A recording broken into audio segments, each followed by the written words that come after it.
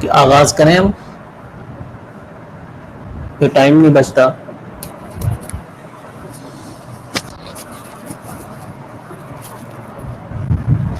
वालेकुम अस्सलाम निजाज।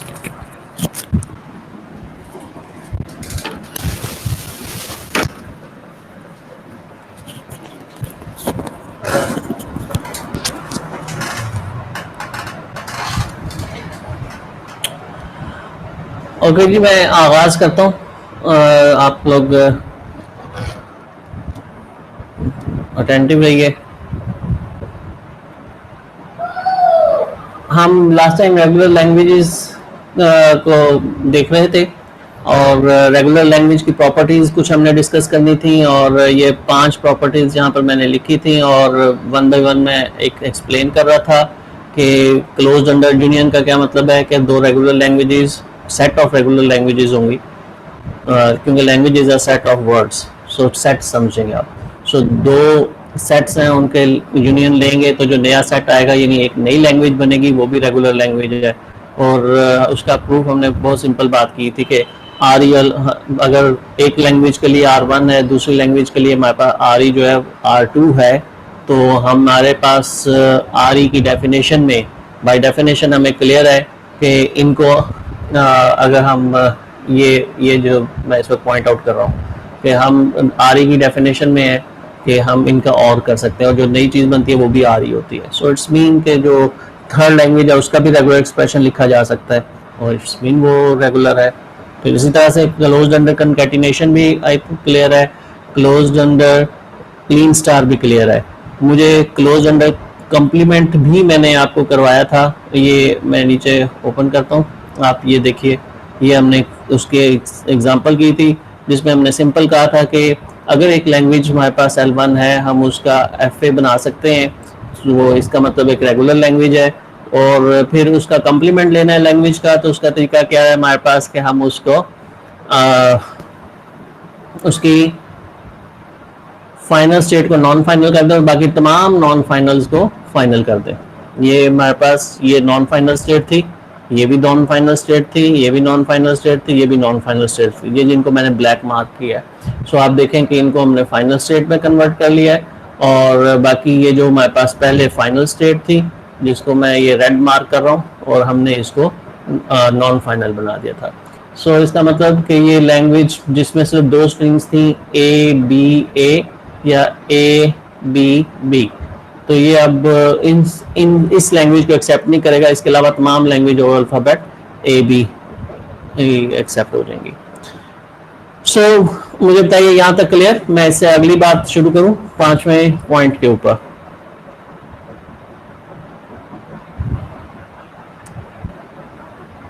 Yes sir, clear है, थैंक यू अमीना।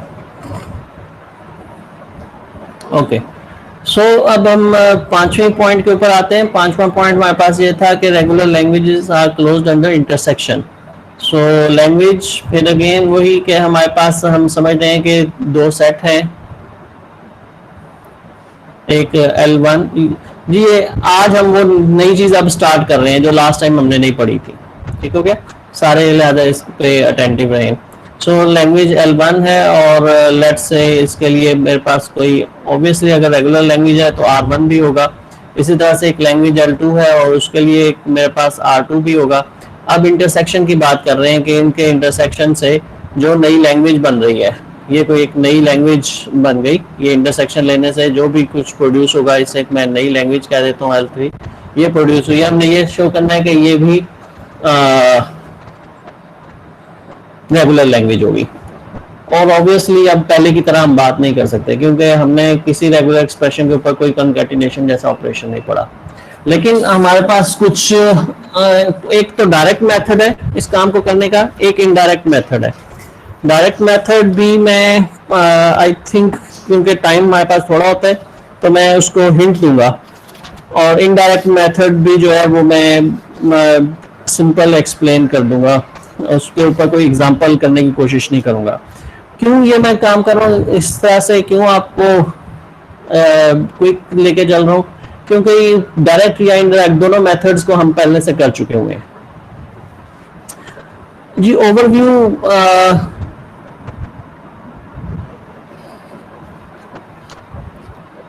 ओवरव्यू में बात कर रहा था रेगुलर लैंग्वेज, उसकी प्रॉपर्टी, पांचवी प्रॉपर्टी आज हम देख रहे हैं। थोड़ी देर बाद आप वीडियो पीछे से देख लीजिएगा, वो सब आपने पढ़ा हुआ है, इसलिए आप यहां से स्टार्ट कर सकते हैं।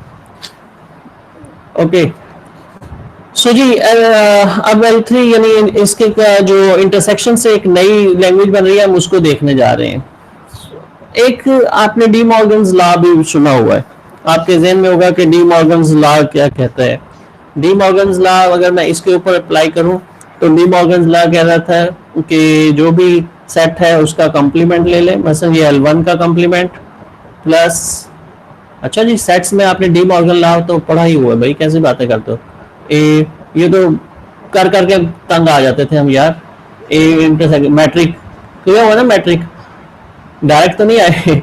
ए इंटरसेक्शन बी, और फिर उसके बाद वो क्या होता था, ए कंप्लीमेंट यूनियन बी कंप्लीमेंट, और ये मैंने उस जुबान में लिखा है जिसमें तुमने किया हुआ है, ताकि इसको देख के याद आ जाए। मैट्रिक भूल गया, कोई बात नहीं, अब तो बच्चे वैसे ही पास होंगे, उन्हें भूला गया, वो कहेंगे मैट्रिक किया ही नहीं था। अच्छा जी, A intersection union B, A complement union B complement whole complement is equal to A intersection B. So ये मैंने यहाँ पर लिख दिया जी।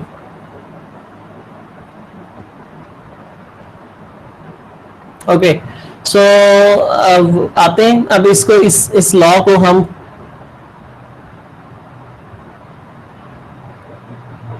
वैसे उस दिन आपको अफ्तारी का खाना था, आपने तो अफ्तारी, हाँ मैं यही सोच रहा था कि यार ये लाइट जो गायब हो गई है, तो बच्चे यही सोचेंगे कि यार अफ्तारी घर भी भेज दी इतने ज्यादा मेन्यू के साथ।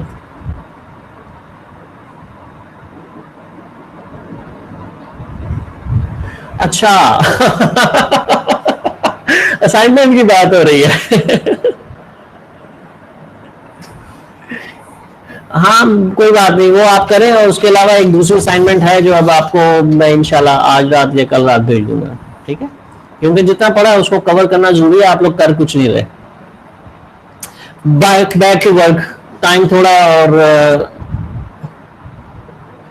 आगे पढ़ते हैं हम। आप ध्यान दें इसके ऊपर, क्योंकि ये भी असाइनमेंट के क्वेश्चंस हैं। ओके जी, L2 कॉम्प्लीमेंट्स, एक तरीका मैं बात कर रहा हूँ कि ये हमारे पास है, अगर हम चाहते हैं L1 इंटरसेक्शन L2 का मालूम करना, तो एक तरीका ये है हमारे पास, ये वाला।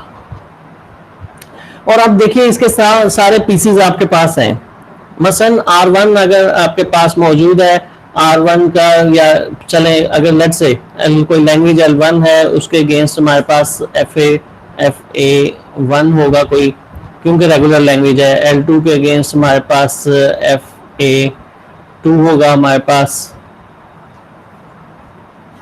और L1 L2 क्योंकि ये दो FAs मौजूद हैं, और हमने देखा कि FA का कंप्लीमेंट कैसे लेते हैं, सो इसका मतलब FA का कंप्लीमेंट लेके भी, और आपको मालूम है वो भी एक रेगुलर, थोड़ा सा पीछे से रिपीट कर दूं, कितना पीछे, अच्छा अब ये इधर उधर की, हाँ जी बस, अच्छा मैं करता हूँ रिपीट, लेकिन बस आप अपना, और एक थोड़ा सा ज्यादा टाइम ज़हन में रखिएगा, बस जल्दी ना कीजिएगा, और दूसरी बात ये कि अब इस पे कंसंट्रेट करें, इधर उधर की बातें ही नहीं करें जी। ये है सारा कुछ जो पीछे हम बात कर रहे थे। हम 5 रेगुलर लैंग्वेजेस को देख रहे थे, 5 हमने प्रॉपर्टीज की बात की थी लास्ट लेक्चर में, close under union, concatenation, close under Kleene star, close under complement and close under intersection. और इसमें से क्लोज अंडर यूनियन के ऊपर हम बात कर चुके थे, मैं इसे अब रिपीट नहीं करता। इसी तरह क्लोज अंडर कंकैटिनेशन पे भी बात कर चुके थे कि हमारे पास आर ही जो है उसकी डेफिनेशन के अंदर ही हमें मिल जाता है इसका प्रूफ। इसी तरह से क्लोज अंडर क्लीन स्टार, इसको भी हम आर ही में ही इसका प्रूफ हमारे पास आ गया था। सो ये 3 तो मैंने सिंपल डिस्कशन करके बात कर दी थी कि ये हमारे पास, इसको और फॉर्मली अब दोबारा प्रूफ करने की जरूरत नहीं है, यानी हम जब आ रही हमारे पास है और उसकी डेफिनेशन में ये सब चीजें हैं, तो ये क्लियर है कि ये इरेगुलर लैंग्वेज है। बाहर जो सेंटेंसेस आपको जरा तरतीब से जरूर कहने हैं, यानी मैं एक तरतीब अगर सेंटेंसेस की दे दूं आपको, पहली बात ये है कि किसी भी लैंग्वेज के अगेंस्ट अगर ये रेगुलर है तो इसके अगेंस्ट रेगुलर एक्सप्रेशन भी होगा। L1 रेगुलर है तो उसके अगेंस्ट R1 रेगुलर एक्सप्रेशन होगा। L2 रेगुलर लैंग्वेज है तो उसके अगेंस्ट R2 रेगुलर एक्सप्रेशन होगा। ये मैं तरतीब बता रहा हूँ कि किस तरतीब से आपने प्रूफ लिख रहे हैं। इसके लिए चाहे लिखें या क्लोज अंडर कंकैटिनेशन के लिए, क्लोज अंडर यूनियन के लिए, या क्लोज अंडर क्लीन स्टार, तीनों के लिए प्रूफ कैसे लिखना है। ये लाइट जाने से पहले पहले जो कुछ था वो तो आपने सुना था ना, ये उसकी बात हो रही है। सो एक बात ये पहले करनी है कि इन लैंग्वेजेस के अगेंस्ट हमारे पास रेगुलर एक्सप्रेशंस होंगे। फिर अगली बात ये करनी होगी आपने कि अगर हमारे पास L1 और उसका यूनियन L2 करने से एक नई लैंग्वेज ये कोई बन रही है, लेट्स से इसको आप नाम दे देते हैं L3 लैंग्वेज कोई बन रही है, तो अब उसके बाद इस यूनियन को करने के लिए हमारे पास जो रेगुलर लैंग्वेजेस में रेगुलर एक्सप्रेशन के अंदर RE के अंदर हम कह रहे हैं कि RE के अंदर हमारे पास है कि हम R1 प्लस R2 करके वही काम कर सकते हैं जो कि ये लैंग्वेजेस के यूनियन से होता है। सो ये दोनों सेम चीजें हैं कि लैंग्वेजेस का यूनियन लेना है तो बेसिकली R1 प्लस R2 करके वो यूनियन वाली लैंग्वेज जनरेट हो जाती है। सो इसका मतलब एक नया R3 बन जाता है आपके पास। और अगर R3 आपके पास आ गया है तो R3 आने का मतलब ये है कि इट एम्प्लाइज कि आपके पास L3 जो है वो फिर क्या है, क्योंकि R3 जो है वो L3 को रिप्रेजेंट कर रहा है। सो इसका मतलब L3 जो है वो एक रेगुलर लैंग्वेज है। ये बेसिक आपके प्रूफ के स्टेप्स हैं, मैंने रिपीट कर दिए हैं। यही स्टेप्स आपको इसी तरह से कंकैटिनेशन के लिए बताने हैं कि L1 L2 रेगुलर लैंग्वेजेस हैं, इनके रेगुलर एक्सप्रेशन होंगे। L1 और L2 के कंकैटिनेशन से एक तीसरी लैंग्वेज बन रही है और इस तीसरी लैंग्वेज के लिए regular expressions R1 R2 concatenate करने से आपके पास एक रेगुलर एक्सप्रेशन बाय डेफिनेशन जो नई चीज बनती है वो भी एक रेगुलर एक्सप्रेशन है। अगर वो रेगुलर एक्सप्रेशन है तो इट्स मीन, और वो रेगुलर एक्सप्रेशन उसी लैंग्वेज को एक्सप्रेस करता है जो कि L3 है तो इसका मतलब L3 जो है वो कौन सी लैंग्वेज है, रेगुलर लैंग्वेज है। यही चीज आपने क्लीन स्टार के लिए बतानी है। ओके हो गया अस्मा और हसनैन, ये पिछली बात मैंने दोबारा रिपीट की है। और उसके बाद फिर हमने बात की थी कि लैंग्वेजेस जो है वो क्लोज अंडर कंप्लीमेंट भी होती है रेगुलर लैंग्वेज। तो कंप्लीमेंट कैसे लेते हैं, मैंने कहा था कि ये एक FA है फॉर एग्जांपल, एक लैंग्वेज जिसमें सिर्फ दो स्ट्रिंग्स हैं A और A B। एक लैंग्वेज है ये, उसके लिए ये मेरे पास FA था और ये सिर्फ A B और A इनको एक्सेप्ट कर रहा है, बाकी वो किसी स्ट्रिंग को एक्सेप्ट नहीं करता। तो इसका DFA कैसे बनेगा, ये जो मैंने ये ब्लैक मार्क की हुई है स्टेट्स, ब्लैक मार्कर से ऊपर निशान लगाए, ये नॉन फाइनल स्टेट्स हैं, इनको हम फाइनल बना देंगे और ये जो रेड मार्कर के साथ फाइनल स्टेट है इसको नॉन फाइनल कर देंगे।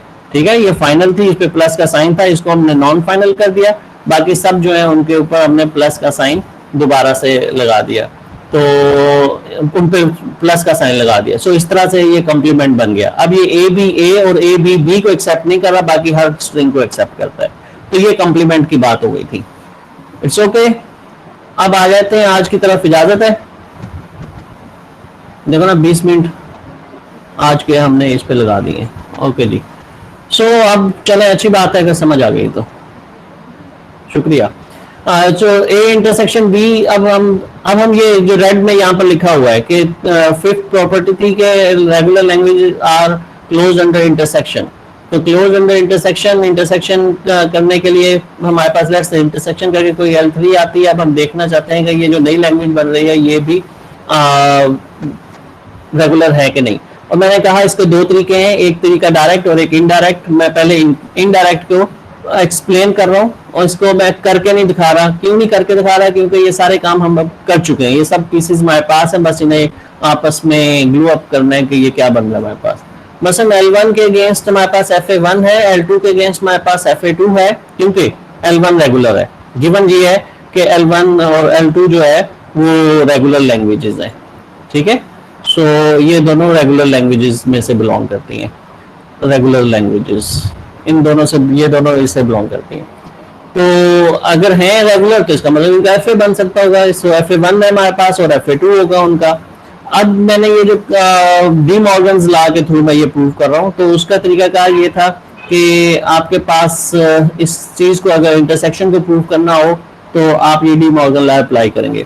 मैं क्या कह रहा हूँ कि अब हम एफ ए वन का कम्प्लीमेंट ले लेते हैं, ये चीज प्रोड्यूस करने के लिए एल वन कम्प्लीमेंट प्रोड्यूस करने के लिए हम इसका कम्प्लीमेंट ले लेते हैं। इसी तरह एफ ए टू का भी हम कम्प्लीमेंट ले लेते हैं, क्योंकि हमने कम्प्लीमेंट लेना सीख लिया ऊपर। सो अगर हमारे पास F A one F A two है तो हम उनका कम्प्लीमेंट भी ले सकते होंगे। कम्प्लीमेंट ले लिया तो उसके बाद अब हम इनका ये यूनियन करना भी सीख चुके हुए हैं। ये भी हमने पहले सीखा हुआ है कि दो एफ एज का यूनियन कैसे किया जाता है, क्योंकि हमने ये प्रूफ किया था कि R1 प्लस R2 के against FA1 plus FA2 exist करता है। सो आपको याद होगा ये भी एक लेक्चर है हमारा कन्वर्जन RE और FAs का। सो ये काम भी करना अब हम सीख चुके हुए हैं। सो इन दोनों के यूनियन से अब मेरे पास एक FA1 complement union FA2 complement, इसका यूनियन मेरे पास तैयार हो गया। और अब फिर दोबारा से इसका कम्प्लीमेंट ले लें। सो कम्प्लीमेंट लेना है इस सारे का, फिर आपको मालूम है कि अब ये तीसरा एफ ए था, इस एफ ए का फिर कम्प्लीमेंट ले लिया, जो अभी ऊपर तरीका सीखा फाइनल और नॉन फाइनल स्टेट को आपस में रिवर्स कर देने से। सो इसके बाद ये मेरे पास अब एक ऑब्वियसली ये भी एक एफ ए बनेगा। और अगर ये मेरे पास एक एफ ए बन रहा है सो इसका मतलब ये हुआ ये एफ ए बेसिकली किसको रिप्रेजेंट कर रहा है, L1 इंटरसेक्शन L2 को। और अगर एफ ए मेरे पास आ रहा है इस तरह का कोई जो कि इसके इंटरसेक्शन को रिप्रेजेंट कर रहा है, तो इसका मतलब ये जो नई लैंग्वेज बनी हुई है ये लैंग्वेज भी क्या होगी, रेगुलर लैंग्वेज, क्योंकि एफ ए उन्हीं का बन सकता है जो कि रेगुलर लैंग्वेजेस हों। क्लियर हुई है सारी discussion? Yes, thank you. Okay, ठीक हो गया, नाइस। अब हम दूसरी बात करते हैं, दूसरा तरीका क्या है। दूसरा तरीका आपको याद है जब मैंने ये करना आपको यूनियन करना सिखाया था, और इसी तरह से अब मैं दूसरा तरीका कर रहा हूँ, उसको सेकंड मेथड, ये पहला मेथड से मैंने बात की सारी। सो मैं ये कहना चाह रहा हूँ आपको, अगर मैं यहाँ कोई क्वेश्चन दे दूं पेपर में कि भाई एक लैंग्वेज L1 है और उसका एक दूसरी लैंग्वेज L2 है, तो इनके या मैं कह सकता हूं कि अब आप शो करें कि ये एक रेगुलर लैंग्वेज है, तो आपको क्या करना होगा, उसका एक एफए बनाना होगा। प्रूफ बाय कंस्ट्रक्शन कहूंगा आपको मैं, कि प्रूफ बाय कंस्ट्रक्शन आप ये काम करके दिखाएं। तो प्रूफ बाय कंस्ट्रक्शन में आपको पहले क्या करना होगा, आपको पहले उसका एक एफए बनाना होगा FA1, फिर FA2 बनाना होगा, फिर उनका कम्प्लीमेंट लेके दिखाना होगा, फिर उनका यूनियन करना होगा, फिर उनका दोबारा कम्प्लीमेंट करना होगा। उसका मतलब कि आपका एक नया एफए बन जाएगा। और पेपर के टाइमिंग के लिहाज से हम क्वेश्चन सेट किया करते हैं। ऐसा भी हो सकता है कि डायरेक्ट आपको FA1 दे दूं मैं और FA2 दे दूं और सिंपल इतना कहूं कि इनका इंटरसेक्शन करके दिखाओ। तो इंटरसेक्शन करना है अगर दो एफएस का, तो इंटरसेक्शन करने का तरीका डायरेक्ट फिर आपके पास ये पूरा फार्मूला डी मॉर्गन लॉ के थ्रू ही आपको मिलेगा कि इन दो एफएस का इंटरसेक्शन कैसे करना है। ठीक है, कि आपको FA1 का कम्प्लीमेंट करना है, FA2 का कम्प्लीमेंट करना है, यूनियन लेना है, होल कम्प्लीमेंट करना है, तो ये आपके पास कम्प्लीमेंट निकल आएगा। सो ये बात जहन में रखिएगा। सेकंड पॉइंट की तरफ आते हैं, और ये मैंने कहा था ये इनडायरेक्ट मेथड है। फर्स्ट मेथड जो है ये इनडायरेक्ट है। इनडायरेक्ट कहने का मतलब कि इसमें डी मॉर्गन्स लॉ है और फिर उसके थ्रू हम कर रहे हैं। ये सेकंड मेथड जो है ये प्रूफ बाय कंस्ट्रक्शन, ये भी एक काम हो सकता है। यानी प्रूफ बाय कंस्ट्रक्शन को कहूँ तो जरूरी नहीं है कि आप ये इनडायरेक्ट और इतना लंबा रूट अपनाएं, आप ये दूसरा तरीका भी अपना सकते हैं जो कि डायरेक्ट मेथड, जिसको मैं नाम दे रहा हूँ डायरेक्ट मेथड। डायरेक्ट मेथड बिल्कुल उसी तरह जैसे FA1, ये ज्यादा आसान नजर आएगा अभी तुम्हें शुएब। FA1 और FA2 को आप सिंपल करते थे, इनको और करते थे। इनका याद है आपको कि आप और करने के लिए मैं एग्जांपल के लिए बहुत इस वक्त छोटा सा मसलन ये एक FA फॉर एग्जांपल छोटा भी बनाए तो छोटा नहीं बनता, B और फिर उसके बाद AB कुछ भी आए इधर और AB इधर। ये मैंने एक FA बना दिया। इसी तरह से एक FA बनाता हूँ जो सिंपल लैंग्वेज एक्सेप्ट कर रहा है, क्या B एक्सेप्ट कर रहा है, ये इसकी प्लस स्टेट है।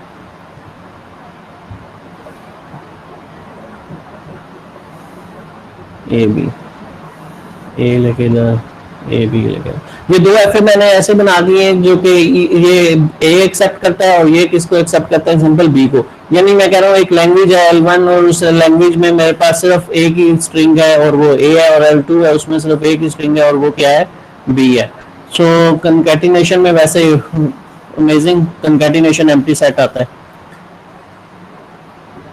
और एम्प्टी स्ट्रिंग बाहर हमारे पास एक रियल, वैसे तो आपको मालूम है एम्प्टी स्ट्रिंग जो है वो एक रेगुलर एक्सप्रेशन है, तो by definition of regular expression तो ये मैं बहुत आसानी से इसको भी प्रूव कर सकता हूँ। आपको ये प्रूफ सारे अब हाथ में होने चाहिए कि इसका एक तरीका ये है कि जी रेगुलर एक्सप्रेशन लिख दें, A is a regular expression, ठीक है, B is a regular expression, और लेकिन उसमें कंकैटिनेशन का, उसमें इंटरसेक्शन का ऑपरेशन नहीं होता रेगुलर एक्सप्रेशन में।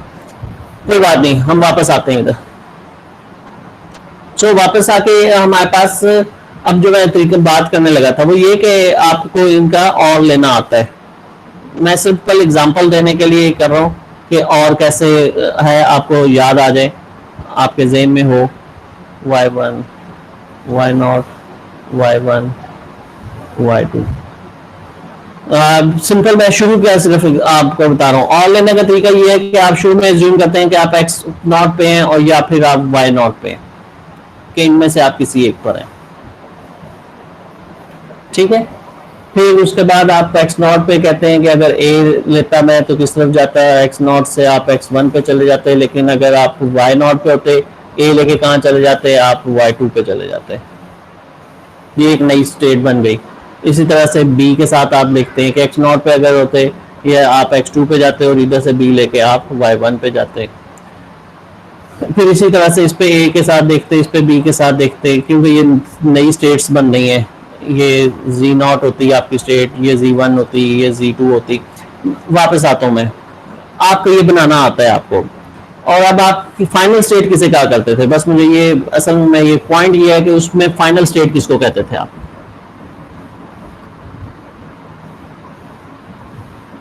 मैं आपका वेट कर रहा हूँ रिप्लाई का, कि फाइनल स्टेट किसे कहते थे हम यूनियन में। ये अभी मैं fa1 प्लस fa2 किया जिसमें x1 या y1 होगा, बिल्कुल ठीक है, ठीक है, जिनमें एक भी फाइनल स्टेट होगी। तो अब फाइनल स्टेट याद रखें उसको कहेंगे जिसमें x1 एंड y1 यानी दोनों फाइनल स्टेट जिसमें होंगे उसको फाइनल कहेंगे। और यहाँ पर कोई भी ऐसा नहीं बनने पाएगा, आप अगर इसको बनाएंगे ना तो आप देखेंगे कि इनमें से कोई भी ऐसा नहीं होगा जिसमें x1 y1 इकट्ठे आते हो, जिसमें दोनों फाइनल स्टेट हो x1 एंड y1, उसको हम अब फाइनल कहेंगे, ठीक है। अब आपने ये कंफ्यूज नहीं करना है। जब सिंपल और कर रहे थे तब फाइनल स्टेट वो थी, इस और के केस में फाइनल स्टेट जो बनती थी वो थी जिसमें x1 यानी fa1 की फाइनल स्टेट, या फिर मैं सिर्फ यहाँ नाम लिख रहा हूँ तो आप जनरलाइज खुद कर लीजिएगा कि fa1 और fa2 इनमें से किसी एक की भी फाइनल स्टेट आ जाती थी तो हम उसे क्या कहते थे कि ये फाइनल पे पहुंच गया। एक कंकैटिनेशन भी की थी, उसमें आपको याद है फाइनल स्टेट कौन सी होती थी, ये जो एक नई मशीन बनी कंकैटिनेशन से, इसमें फाइनल स्टेट कौन सी होती थी,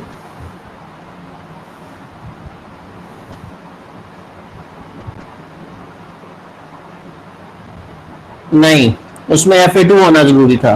बस fa2 की जो फाइनल होती थी वहां पे जो fa2 की फाइनल होती थी, ये लेक्चर ध्यान से देख लीजिए। कंकैटिनेशन में फाइनल वो होती थी जो कि fa2 की फाइनल जो जिसमें fa2 की फाइनल स्टेट आती थी वो फाइनल, इस पूरे fa की फाइनल स्टेट वो बनती थी, क्योंकि कंकैटिनेट किए हैं आपने। जब कंकैटिनेट किए हैं R1 R2 को, तो R2 से जो स्ट्रिंग जनरेट हो रही थी या जो भी उसकी जो एंड होगा वो बेसिकली फाइनल स्टेट बनता होगा। इसी तरह से जो अब हम कर रहे हैं इसमें ये एंड है यहाँ पे कि इसमें दोनों की फाइनल होनी जरूरी है। सो मैंने ये सारी इसलिए रिपीट कर दी, सर ये बता दें अगर दोनों ना हो तो फिर कौन सी फाइनल होगी। फाइनल स्टेट का आपको याद है fa की डेफिनेशन में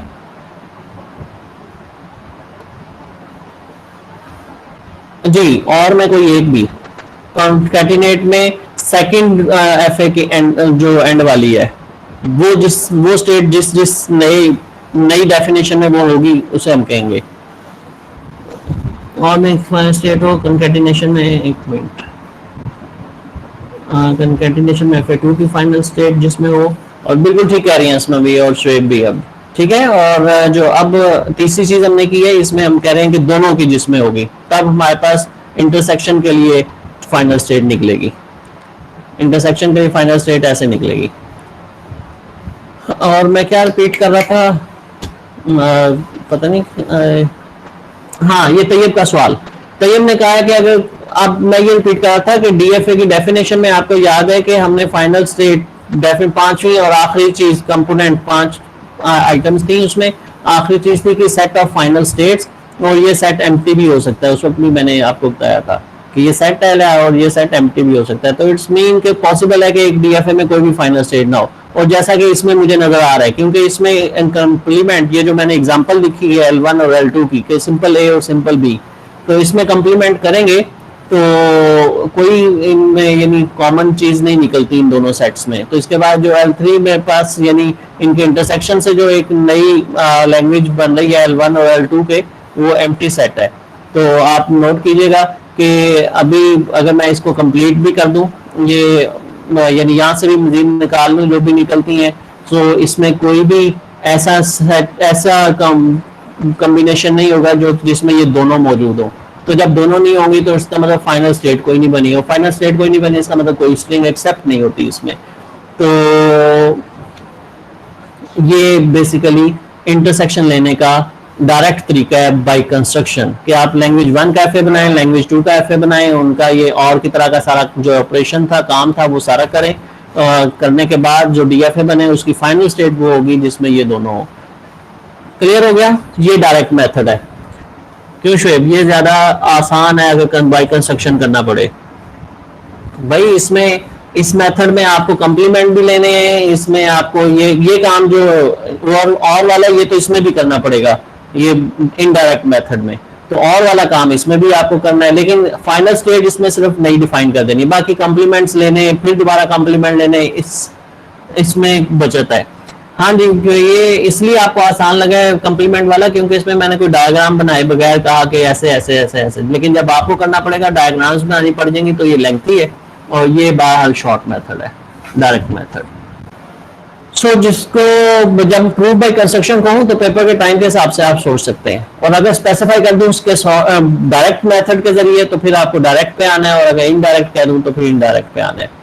सो इस तरह से रेगुलर लैंग्वेज क्या होती है, इसके ऊपर हमारी बात खत्म हो गई। रेगुलर लैंग्वेज REGU, देखा ना, स्पेलिंग का बड़ा मसला होता है।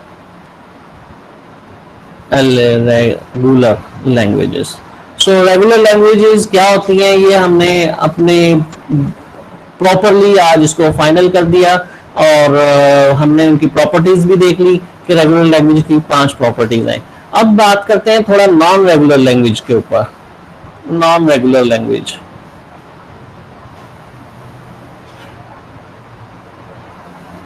नॉन रेगुलर लैंग्वेज के ऊपर बात करें तो सबसे पहले और सबसे अच्छा आपको मैं काम असाइनमेंट दे सकता हूं कि AN BN इसके लिए आप एक FA बना दें, और N जो है वो आपका let's say greater than equal to 1 कर देता हूं। सो एक ऐसा FA बना दें जो कि इस लैंग्वेज को एक्सेप्ट करता हो।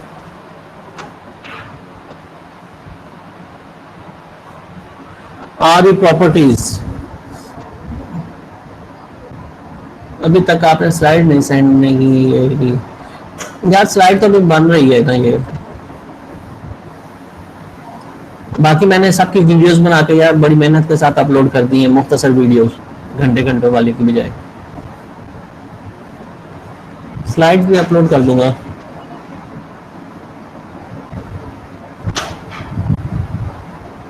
बुक खोलो, स्लाइड्स, मैं नहीं चाहता तुम लोग स्लाइड्स करो, ये सारी बुक्स से एग्जांपल हैं, बुक्स पढ़ा रहा हूँ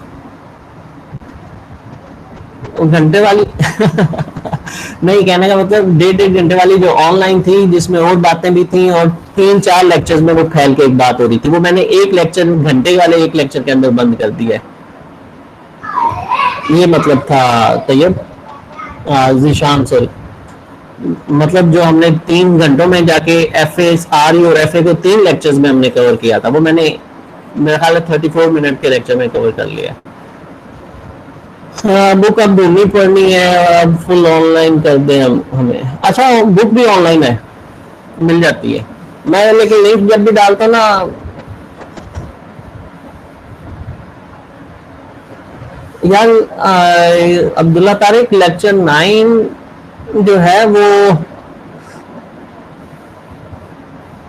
एक लेक्चर तो ऐसा हुआ कि रिकॉर्ड ही नहीं हुआ हमारा ना, लेकिन मैंने उसकी वीडियो बना दी हुई है।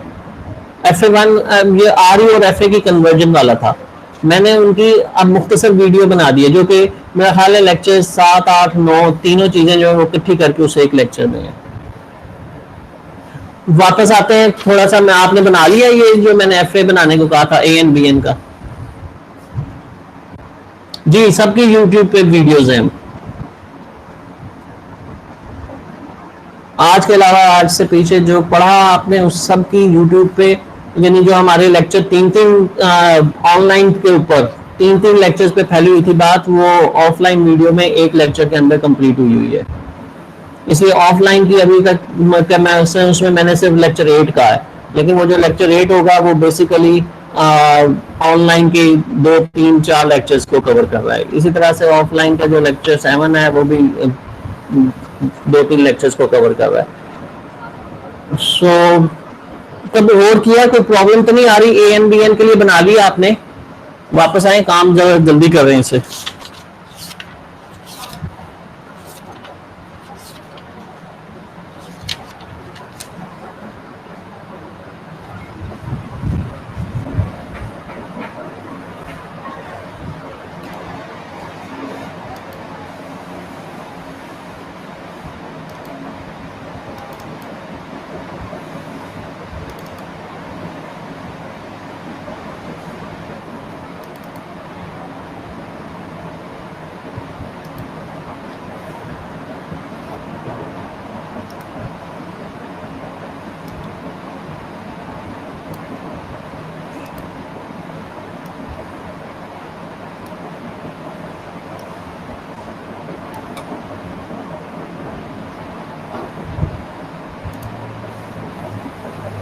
जी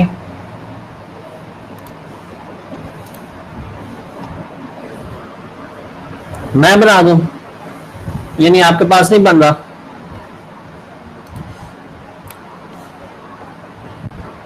जी नहीं बन रहा, कि बन रहा है? मगर आप कहते हैं मसलन n अगर 1 हो तो इसका मतलब a भी इसमें एक्सेप्ट होनी चाहिए। पहले तो लैंग्वेज का डिसाइड कर लेते हैं, चलें पहले लैंग्वेज डिसाइड कर लेते हैं।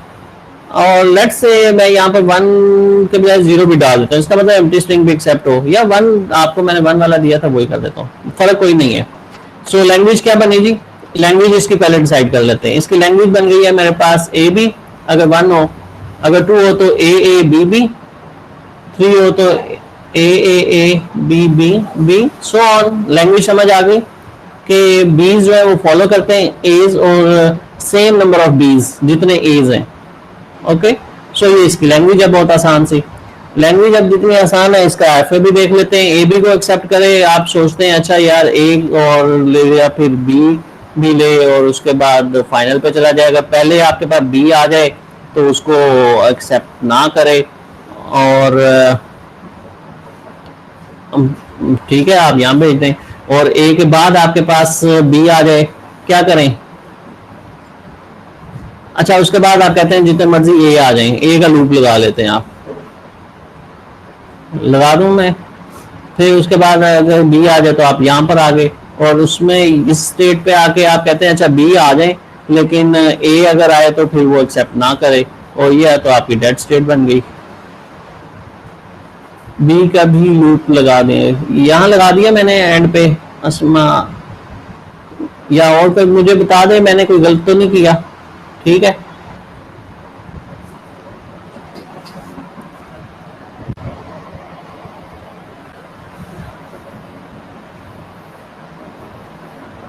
जी, और कोई स्नैन उमर ठीक, ए भी एक्सेप्ट हो रहा है। शुएब तुम नहीं मारी, मेरी मशीन ठीक नहीं होने दोगे तुम शुएब?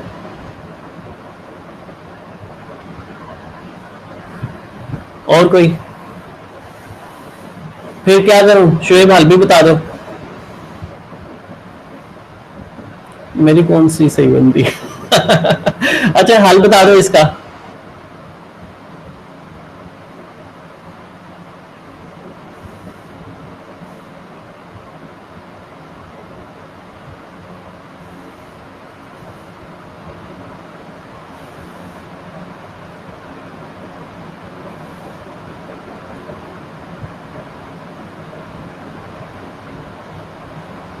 अच्छा हल नहीं है, मसला पूछा था।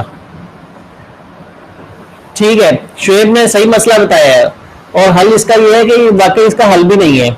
मतलब मैं, आप मुझे कुछ नहीं, यहाँ पे ये लूप कहता है कि जितने मर्जी ये ले लो। आप कहें अच्छा यार ये लूप हटा दो, यहाँ से हटा दूं तो कहाँ लगा दूं? फिर शुरू पे, आप शुरू पे ये तो लगा नहीं सकता, शुरू पे तो ये लेके इधर आना है। लिहाजा ये लूप की तो इधर ही आपको नजर आता था कि ये लूप इधर लगना चाहिए। लेकिन लूप का मतलब तो होता है आर्बिट्रेरी नंबर्स, और यहाँ पर नंबर आर्बिट्रेरी नहीं है, बल्कि क्या है, जितने नंबर है उनका रिकॉर्ड होना चाहिए। पॉइंट नोट कर रहे हैं? इस लैंग्वेज में बेसिकली जितने नंबर्स पहले गुजरे हैं उसका रिकॉर्ड मेरे पास होना चाहिए, और ये जो फिर उतने ही नंबर ऑफ बीज लेने होंगे मुझे। मेरी ये बात नोट की कि इस लैंग्वेज में जितने एज हैं वो आर्बिट्रेरी नहीं रख सकते जी। तो पावर का रिकॉर्ड रहना चाहिए मेरे पास कि भाई कितने एज मैंने कंज्यूम किए, क्योंकि फिर उतने बीज करने हैं मैंने। और टेक्निकली ये जो मशीन एफएज जितने पढ़े थे आपने, finite automata, they are memory less. इनकी लिमिटेशन ये है कि इनमें मेमोरी नहीं थी जी। तो यही मैं बताने लगा हूं कि ये ऐसी लैंग्वेज है जिसका आप एफ भी नहीं बना सकते, इसका आप आर भी नहीं लिख सकते। ये रेगुलर एक्सप्रेशन तो नहीं है, रेगुलर एक्सप्रेशन में तो नहीं इस तरह लिखा जाता है, तो इसका आर भी नहीं लिखा जा सकता, और इसका आप एन एफ भी नहीं बना सकते।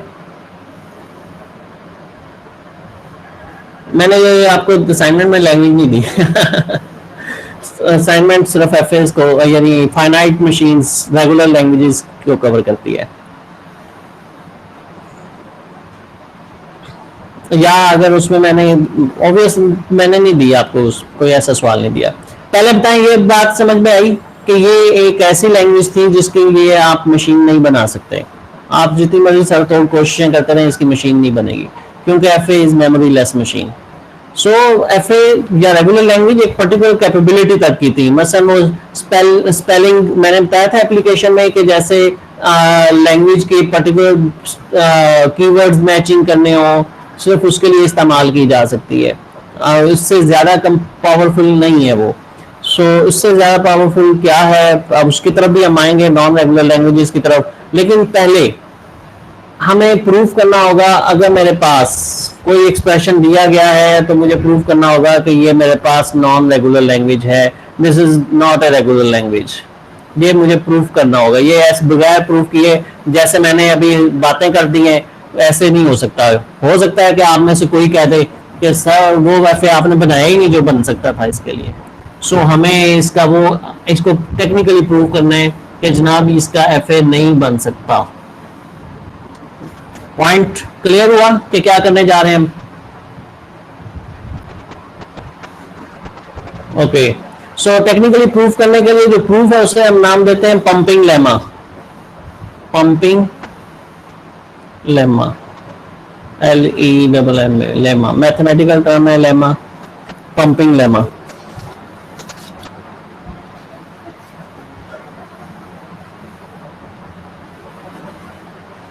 लेमा आमतौर पर थ्योरम जो होते हैं वो तो एक थ्योरी से होती है, लेमा एक टेक टूल सा होता है जिसका हम इस्तेमाल करते हैं फर्दर आगे चीजें प्रूफ करने के लिए। इसलिए हम इसे पंपिंग लेमा कहते हैं। है तो ये थ्योरम, लेकिन इसका एज ए टूल यूज करते हैं, so that's why it's called a lemma. Pumping क्यों कहते हैं, वो जब इसकी वर्किंग समझ आएगी तो उस पर बात होगी। इसका तरीकाकार मैं पहले प्रूफ करने का लेआउट बताता हूँ। लेआउट ये है कि हम प्रूफ बाई कंट्राडिक्शन कर रहे हैं।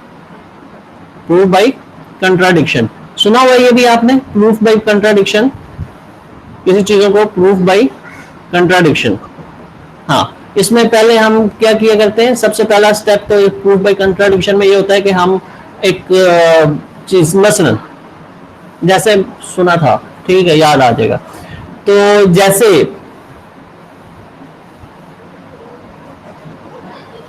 ये अस्मा खालिद जो है, इनका खास तौर पर लग रहा है कि रोजा रोजा लगता जा रहा है, इन्हें रोजा लग रहा है। ये जिस तरह से चीजों को ले रही है, सुन रही है ना, और फिर जवाब दे रही है, इससे लगता है कि इन्हें रोजा लगता है।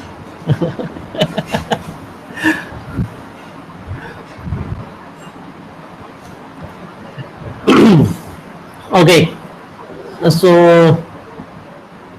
Proof by contradiction. कंट्राडिक्ट क्या करना है हमने, हम इसमें कंट्राडिक्ट करने वाले हैं वो ये कि हम कुछ यूं कहेंगे कि सपोज कोई लैंग्वेज एल थी, मैं यहाँ पर कंट्राडिक्शन के पॉइंट्स बना रहा हूँ।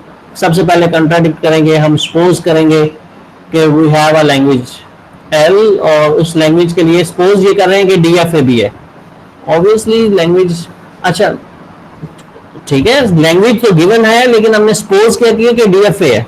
लैंग्वेज सपोज नहीं की, डीएफए सपोज की है। लैंग्वेज गिवन है कुछ, for given language we suppose that we have a DFA. Okay हो गया। अब होगा ये सेकंड स्टेप में हम कुछ आर्गुमेंट करेंगे कि जनाब ये कंट्राडिक्शन के मैं स्टेप्स बता रहा हूँ कि उसमें एक चीज सपोज कर ली जाती है, फिर उसके बाद जब हम आगे की तरफ बढ़ते हैं तो हम शो करते हैं उसमें कि something must be wrong, there is something wrong. ठीक है, हम फिर बताते हैं कि कुछ इसमें ऐसा है जो कि नहीं होना चाहिए। और डीएफए की डेफिनेशन के मुताबिक होना ये चाहिए कि डीएफए उसी किसी एक लैंग्वेज की स्ट्रिंग्स को एक्सेप्ट करता हो, कोई बाहर की लैंग्वेज कोई और स्ट्रिंग्स एक्सेप्ट ना करता हो। तो हम ये जो समथिंग रॉन्ग मैंने कहा, इसका मतलब ये होगा कि हम ये शो कर देंगे कि ये कोई आउटसाइड एल जो है उसको भी एक्सेप्ट कर रहा है। ठीक है, जैसे बिल्कुल ऐसे ही जैसे अभी मैंने ये एक एफ बनाया और मैंने कहा जी ये उस रेगुलर इस रेगुलर एक्सप्रेशन के लिए एफ है, और फिर आपने उसके अगेंस्ट एक मुझे एक्सप्रेशन दे दिया, लैंग्वेज एक स्ट्रिंग दे दी शोएब ने कि सर ये इसको एक्सेप्ट नहीं करता। So this is the proof by contradiction a little bit way, कि मैं एक चीज को सपोज कर लिया कि जी ये वो काम कर रहा है, और फिर उसके बाद हमने एक स्ट्रिंग ले आए कि जनाब ये देखें वो काम नहीं करता। सो हम ये कंट्राडिक्शन जो है इसको इसके ऊपर बढ़ रहे हैं। क्लियर हो गया कि मेथड क्या है, वे क्या, हम किस तरह से इसकी तरफ आगे बढ़ रहे हैं, कंट्राडिक्शन प्रूफ की तरफ।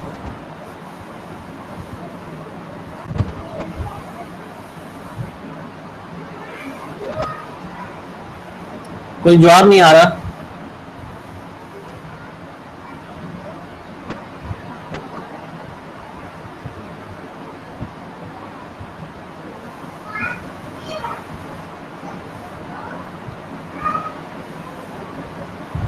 क्या आप लोगों को मेरी आवाज आ रही है? आप लेक्चर सुन रहे हैं? यस सर, नो सर, जी जी जी जी जी जी। एक मिनट आ जाए, एक मिनट आ जाए, मैं मैसेज कर रहा, मैंने पीछे पढ़ा ही नहीं, वो सारे कहाँ से कहाँ चले गए।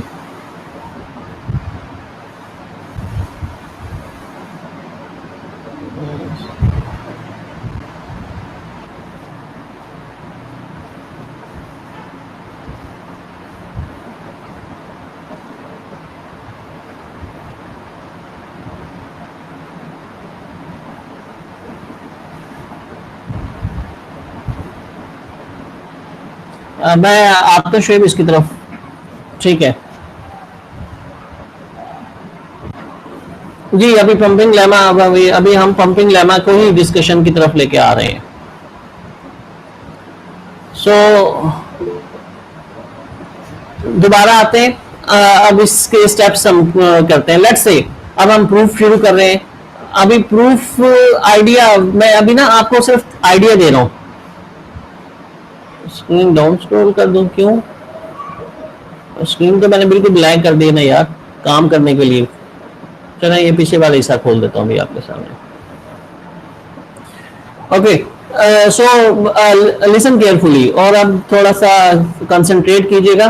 पहले मैं सिंपल आपको कॉन्सेप्ट क्लियर कर रहा हूँ प्रूफ का, ठीक है, और फिर उसके बाद इसकी ऑपरेशनल फॉर्म आपको बताऊंगा कि अब हमने किस तरह से, जब भी कोई हमें एक लैंग्वेज दी जाएगी, हम किस तरह प्रूफ करेंगे कि वो नॉन रेगुलर लैंग्वेज है।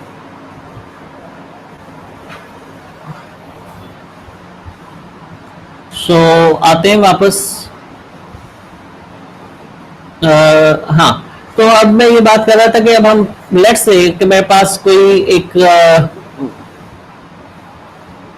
क्योंकि आपको मालूम है डीएफए जो होता है उसमें नंबर ऑफ स्टेट्स फाइनाइट होती हैं, ठीक है, डीएफए में फाइनाइट स्टेट्स हुआ करती है हमेशा। तो एक चीज तो ये ध्यान में रहेगी कि हम जो भी डीएफए बना रहे हैं उसकी फाइनाइट स्टेट्स होंगी। और सपोज कोई लैंग्वेज एल है जिस, और मैं एक उसके लिए डीएफए बनाता हूँ, मैंने एक डीएफए बना लिया, ये कोई एक डीएफए है उसके लिए, ठीक है, इस लैंग्वेज को एक्सेप्ट करने के लिए। लेकिन ऑब्वियसली फाइनाइट स्टेट्स हैं, तो लेट्स से विद इस ये डीएफए बना है एन स्टेट्स के साथ, ठीक है, लेट्स से ये एन स्टेट्स के साथ बना है।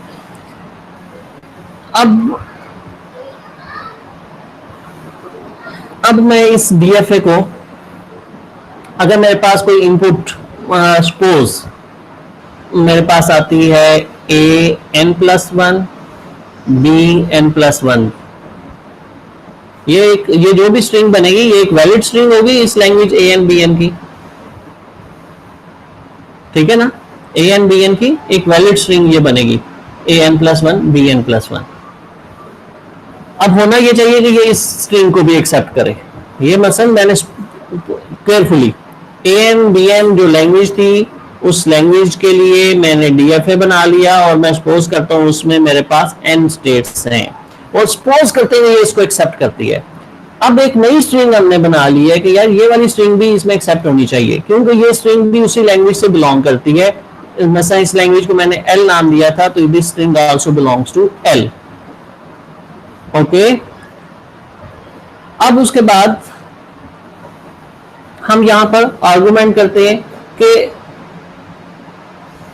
अगर इसमें सिर्फ एन स्टेट्स हैं, मसलन यहाँ पर जो स्टेट्स बनी हुई थी, लेट्स से ये स्टेट्स जो यहाँ पर आ रही हैं, कुछ ये स्ट्रिंग यहाँ से आई और मैंने कहा कि इसमें एन स्टेट्स हैं, जिसमें ये ए एक्सेप्ट हो रहा था क्योंकि ए एन है, तो एन एज को एक्सेप्ट कर रहे थे। लेट्स से सपोज इसमें मेरे पास ये एन जो था एज एक्सेप्ट हो रहे थे, अब मेरे पास एन प्लस वन हो गए। तो अब लाजमी तौर पर अगर ये इसको भी एक्सेप्ट करती होगी तो फिर होगा क्या, यहाँ पर एक लूप होना चाहिए। Got the point. ये मशीन बनी थी ए एन के लिए, इसका मतलब मैंने इसलिए एन स्टेट्स सोची थी कि लेट्स से आगे जो भी है मशीन, मैंने ये सोचा था कि एन स्टेट्स इसमें कम से कम ए एन टाइम आना चाहिए, तब ये मुझे, जैसे यहाँ पर एक दफा ए था तो हमने सोचा कि एक ए तो लाजमी आएगा, इस तरह चलो लेट्स से एन एज के लिए एन स्टेट्स मैं सोचता हूँ है, और मैं आगे आ गया था। अब जब एक नई स्ट्रिंग आई जिसमें एन प्लस वन स्टेट्स थी, तो मेरे पास कोई लूप होना चाहिए ताकि मैं इसे एक्सेप्ट कर सकूं। Get the point.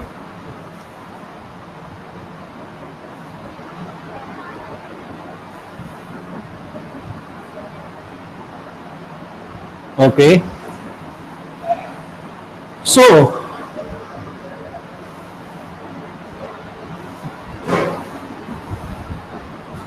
अब ये जो लूप आ गया, इस लूप की वजह से अब मेरे पास, मैं कह सकता हूं कि इस लूप की वजह से, क्योंकि अब मैं कंफर्म हूं कि मेरे पास लूप होगा, और बाय द वे मैं यहां पर दरमियान में एक मैथमेटिकल टर्म यूज कर रहा हूं, मैं उसे ब्लू अलग से इसलिए कर रहा हूं कि पंपिंग लेमा में ये एक और मैथ का थ्योरम है जिसे बोलते हैं पिजन होल थ्योरम।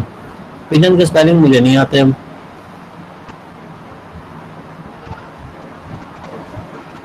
कबूतर वाला थ्योरम, PGION होता है या PGION होगा, PIGON होता है, पाइजन PGION, सपोज कबूतर थ्योरम है ये, ठीक है, पिजन होल थ्योरम, ये आप लोगों ने सुना हुआ है। क्या था ये थ्योरम? ये थ्योरम ये था कि अगर आपके पास तीन लेट से होल हैं और चार कबूतर हैं, तो किसी एक होल में तो दो कबूतर बैठे ही होंगे, ऐसा ही है। सो यही बात ये ऊपर हुई है, ये according to pigeon hole theorem. अगर मेरे पास एज आ रहे थे और एन स्टेट्स थी, अब मेरे एज एन प्लस वन हो गया, तो किसी एक स्टेट पे तो मैं रिपीट होऊंगा ही। ओके, सो मैं किसी एक स्टेट पे रिपीट होऊंगा, और ये बात आपको समझ आ चुकी है।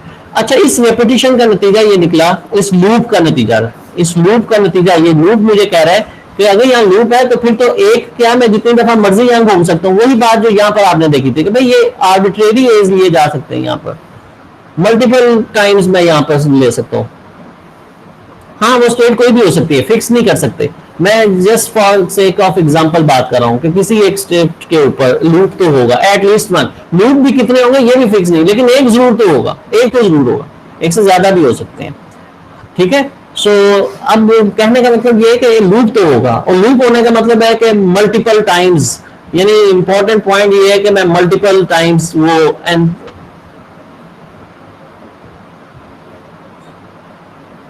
मल्टीपल टाइम्स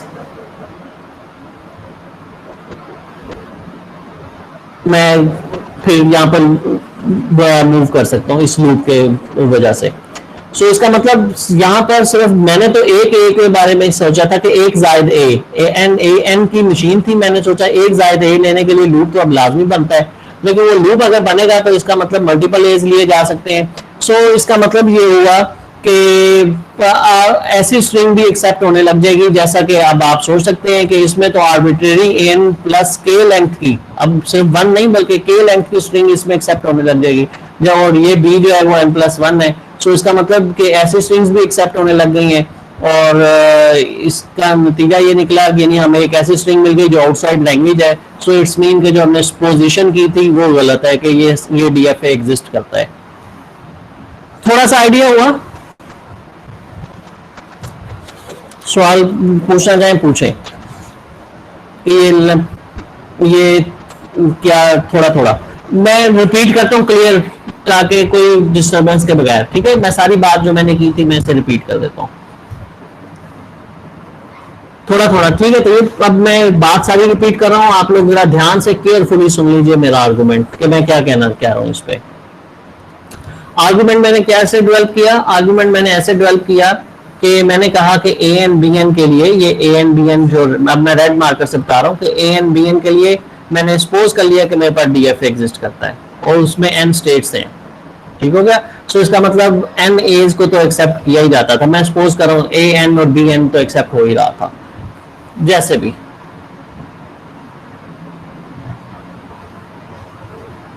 ये ग्राफ में बता रहा हूँ कि ये लेट्स से, अच्छा चले एग्जांपल के लिए आप सपोज भी कर सकते हैं कि सपोज आपका ए थ्री एन जो है वो थ्री था, लेकिन मैं इसे जनरलाइज ही रखना चाहता हूँ। आप अगर खुद जनरलाइज सोच सकते हैं तो बेहतर है, मैं एग्जांपल पे आ जाता हूँ जनरेट, वरना मैं जनरलाइज डिस्कशन कर देता हूँ, आप किसी भी एग्जांपल पे फिट कर सकेंगे उसे। जैसे ये मशीन जिसमें तीन एज तो एक्सेप्ट हो ही रहे थे, इस तरह मैंने सोचा कि लेट से कोई एन था तो एन जितना भी है वो उतने एक्सेप्ट हो ही रहे थे, और बी एन भी एक्सेप्ट होते होंगे इसमें। सो मैं ये समझ रहा हूँ कि ये मशीन एन स्टेट्स वाली मशीन एग्जिस्ट करती है मेरे पास। क्लियर? फिर उसके बाद मैंने कहा अच्छा करती है, तो फिर इसी लैंग्वेज, इस लैंग्वेज को एल नाम दिया था, इसी लैंग्वेज का एक और वर्ड ले लेते हैं। जिस लैंग्वेज क्या थी कि जिसमें नंबर ऑफ एज जो है वो पहले आते हैं और डीज बाद में आते हैं, और जितने एज होते हैं उतने बीज होते हैं। तो इसी लैंग्वेज की मैंने कहा कि कोई और स्ट्रिंग अब लेते हैं हम। लेट से मेरे पास ये वाली स्ट्रिंग थी, ये जिसको मैंने A N plus one B N plus one लिखा हुआ है, ये बॉक्स में मैंने कर दी मूव। ठीक है, लेट से मेरे पास ये वाली एक स्ट्रिंग थी जिसमें ए एन प्लस वन और बी एन प्लस वन है। ओके, अब इस स्ट्रिंग को एक्सेप्ट करना चाहिए, ये स्ट्रिंग क्योंकि लैंग्वेज से बिलोंग करती है लिहाजा डीएफए से एक्सेप्ट करेगा। अगर डीएफए ने इसे एक्सेप्ट करना है तो क्योंकि यहाँ पर कबूतर ज्यादा है और होल थोड़े हैं, तो किसी एक जगह पर तो डबल कबूतर बनेगा, यानी लूप आएगा हमारे पास। ये किसी जगह पर, मैं कह रहा हूँ किसी एक, कोई फिक्स नहीं कर रहा, डायग्राम में फिक्स होती नजर आ रही है, अदरवाइज मैं ये कह रहा हूँ किसी एक जगह पे लूप तो आएगा, कम से कम एक तो, तभी N plus one A's accept हो सकेंगे।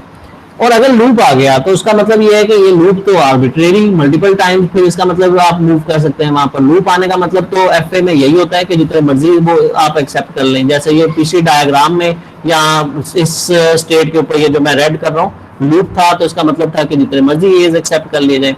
सो इसका मेरा रिजल्ट ये निकला, अगर लूप आ गया तो मल्टीपल टाइम एक्सेप्ट हो जाएगा, और अगर मल्टीपल टाइम एक्सेप्ट हो रहा है तो फिर तो इसका मतलब ये हो गया कि कोई ऐसी स्ट्रिंग जिसमें एज जो है वो बीज के इक्वल नहीं है, बीज एज मल्टीपल टाइम पता है आर्बिट्रेरी आ रहे हैं, वो भी एक्सेप्ट होने लग जाएगी इसमें। जैसे शुएब ने मुझे एक स्ट्रिंग निकाल के दे दी कि सर ये एक्सेप्ट हो रही है, वो ये क्या, वो ये भी बता सकता था कि सर ये भी एक्सेप्ट हो रही है। सो इस एक ऐसी स्ट्रिंग एक्सेप्ट होने लग गई जो कि उस लैंग्वेज में नहीं है। और अगर एक स्ट्रिंग जो कि आउटसाइड लैंग्वेज आई है और एक्सेप्ट हो रही है, तो इसका मतलब हमने ये जो सुपोजिशन की थी कि इस एल के लिए डीएफए एग्जिस्ट करता है, ये सुपोजिशन गलत है. Now you have gotten the point. Sir A N plus one B N plus one कैसे उसी लैंग्वेज से?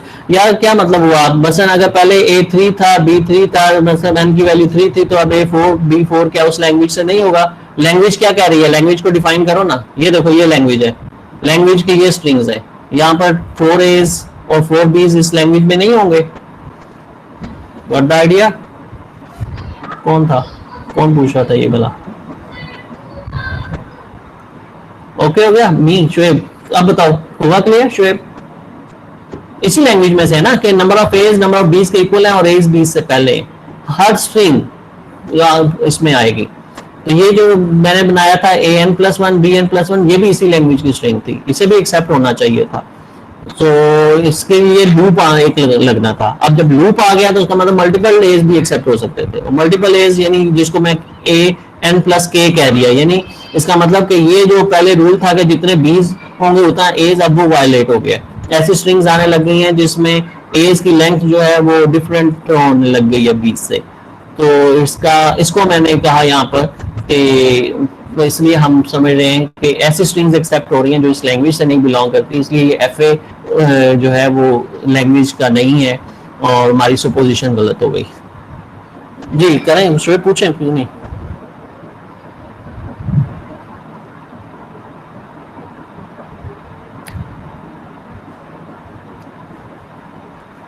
ए एन प्लस, अगर ए एन प्लस वो अगर देखो मैंने यहाँ पर डेफिनेशन में एन को एटलीस्ट वन कहा है, तो इसका मतलब है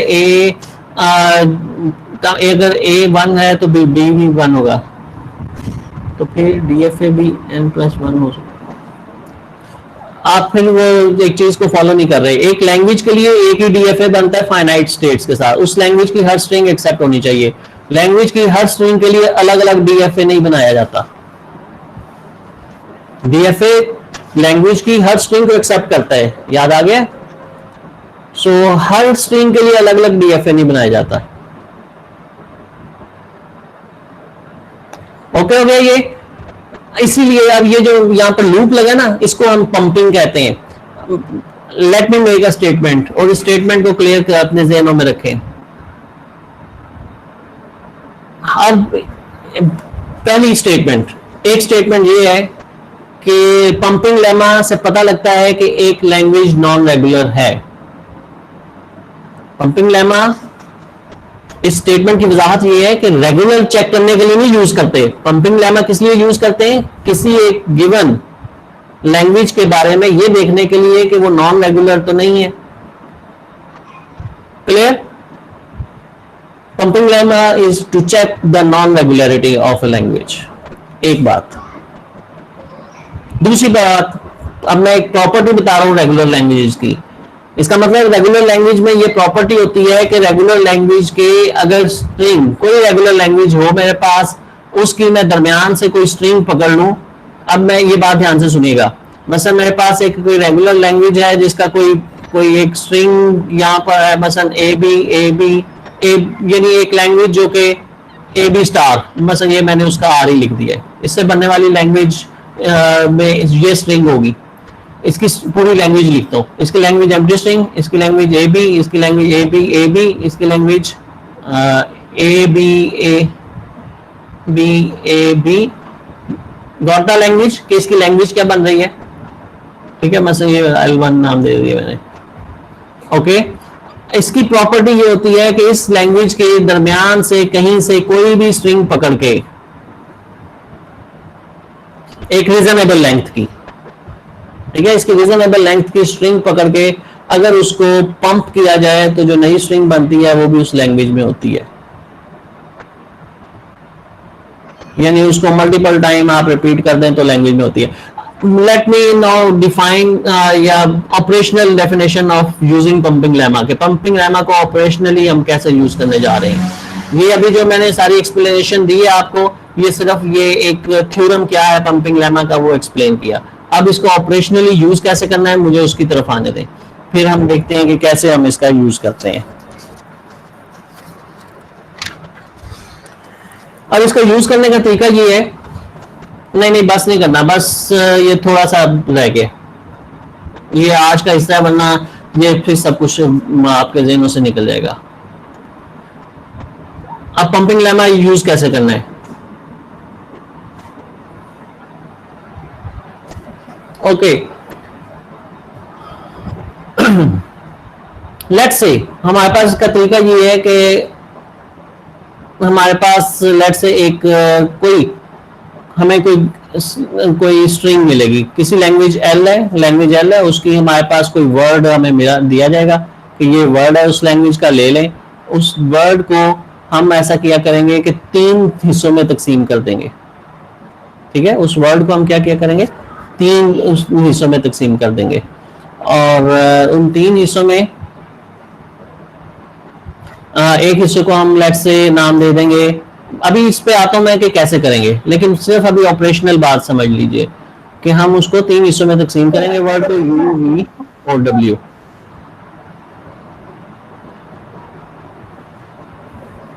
क्लियर हो गया?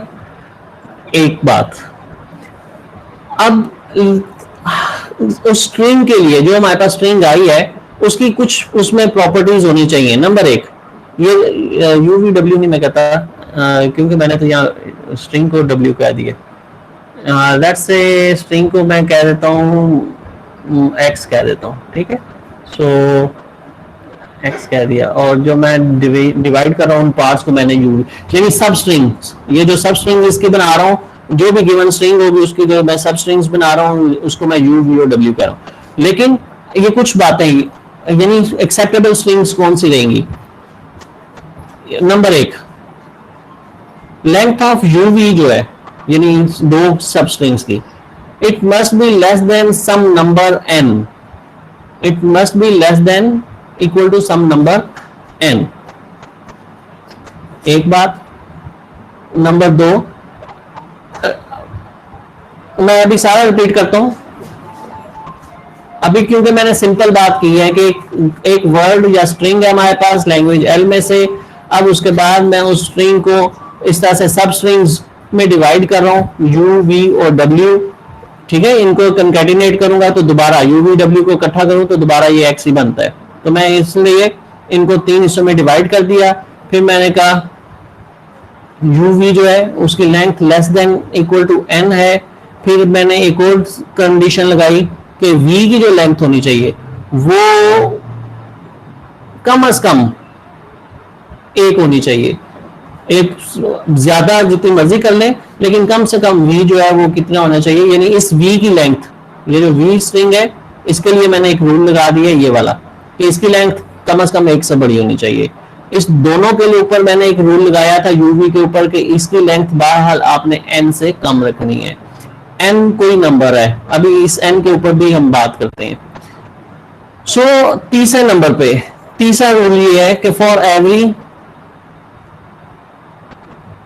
i, जो कि एक पॉजिटिव यानी हमारे पास नंबर हो, the string u v I w is also belongs to l। अगर तो ऐसा होगा तो फिर तो हमारी लैंग्वेज रेगुलर है,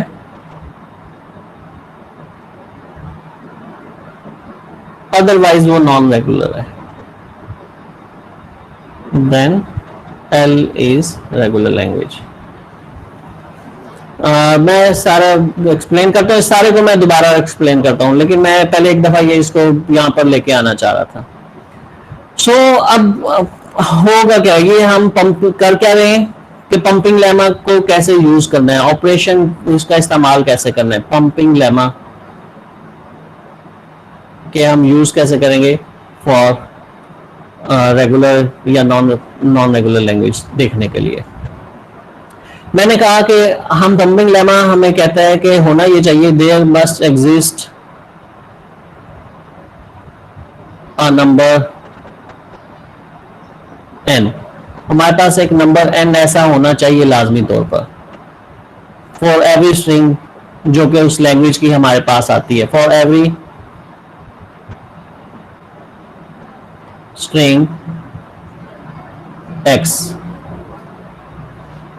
और ये स्ट्रिंग x कहां से आ रही है हमारे पास, it must be in language L। आ जाएगी समझ, पहले एक दफा लिख लेने दें।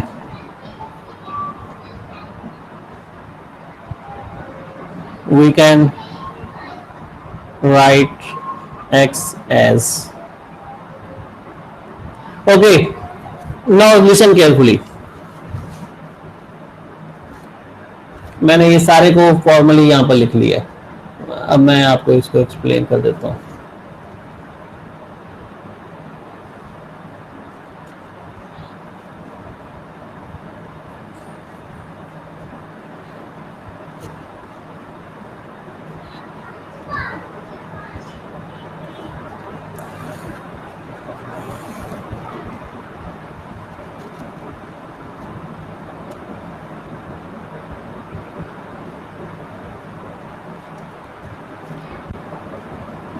ओके लिसन, मैंने ये कहा कि पंपिंग लेमा को यूज करना है अगर हमने, तो पंपिंग लेमा कैसे यूज किया जाएगा, उससे यूज करने के लिए हम एक तरीका का है वो ये कि जब भी एक स्ट्रिंग गिवन हो आपके पास, कोई एक्स स्ट्रिंग जो बिलोंग करती है किसी लैंग्वेज एल से, तो होना ये चाहिए कि आपके पास आप एक नंबर एन आइडेंटिफाई कर सकें, ऐसा पॉजिटिव नंबर ऑब्वियसली, ठीक है, एन जो कि ग्रेटर देन 0 1 है, 0 है।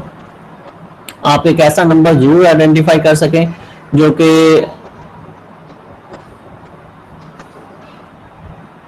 अगर आप अपनी स्ट्रिंग x को 3 हिस्सों में डिवाइड कर दें, u, v और w, ठीक है, आप अपनी स्ट्रिंग x को u, v और w 3 हिस्सों में डिवाइड करें, ये x को मैंने 3 हिस्सों में डिवाइड करूंगा, तो फिर होना ये चाहिए कि, और किस तरह डिवाइड करना है, डिवाइड करने का रूल ये लिखा है कि इस रूल के मुताबिक, तो फिर आपके पास फॉर एवरी आई आपकी स्ट्रिंग ये नई जो जनरेट होगी वो भी लैंग्वेज में होनी चाहिए।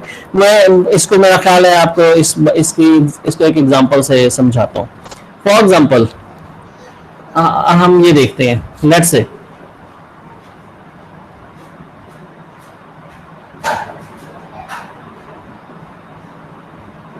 नहीं समझ आ रही, घर वाले कह रहे हैं लेक्चर का टाइम एंड हो गया, या कोई बात नहीं, घर वालों को कहो कि आज पिछली दफा लेक्चर में लाइट चली गई थी और आज भी लेक्चर का 20-25 मिनट पहले लड़कों ने रिपीट करवाने में जाया कि लिहाजा लेक्चर सुनना है फॉर एवरी।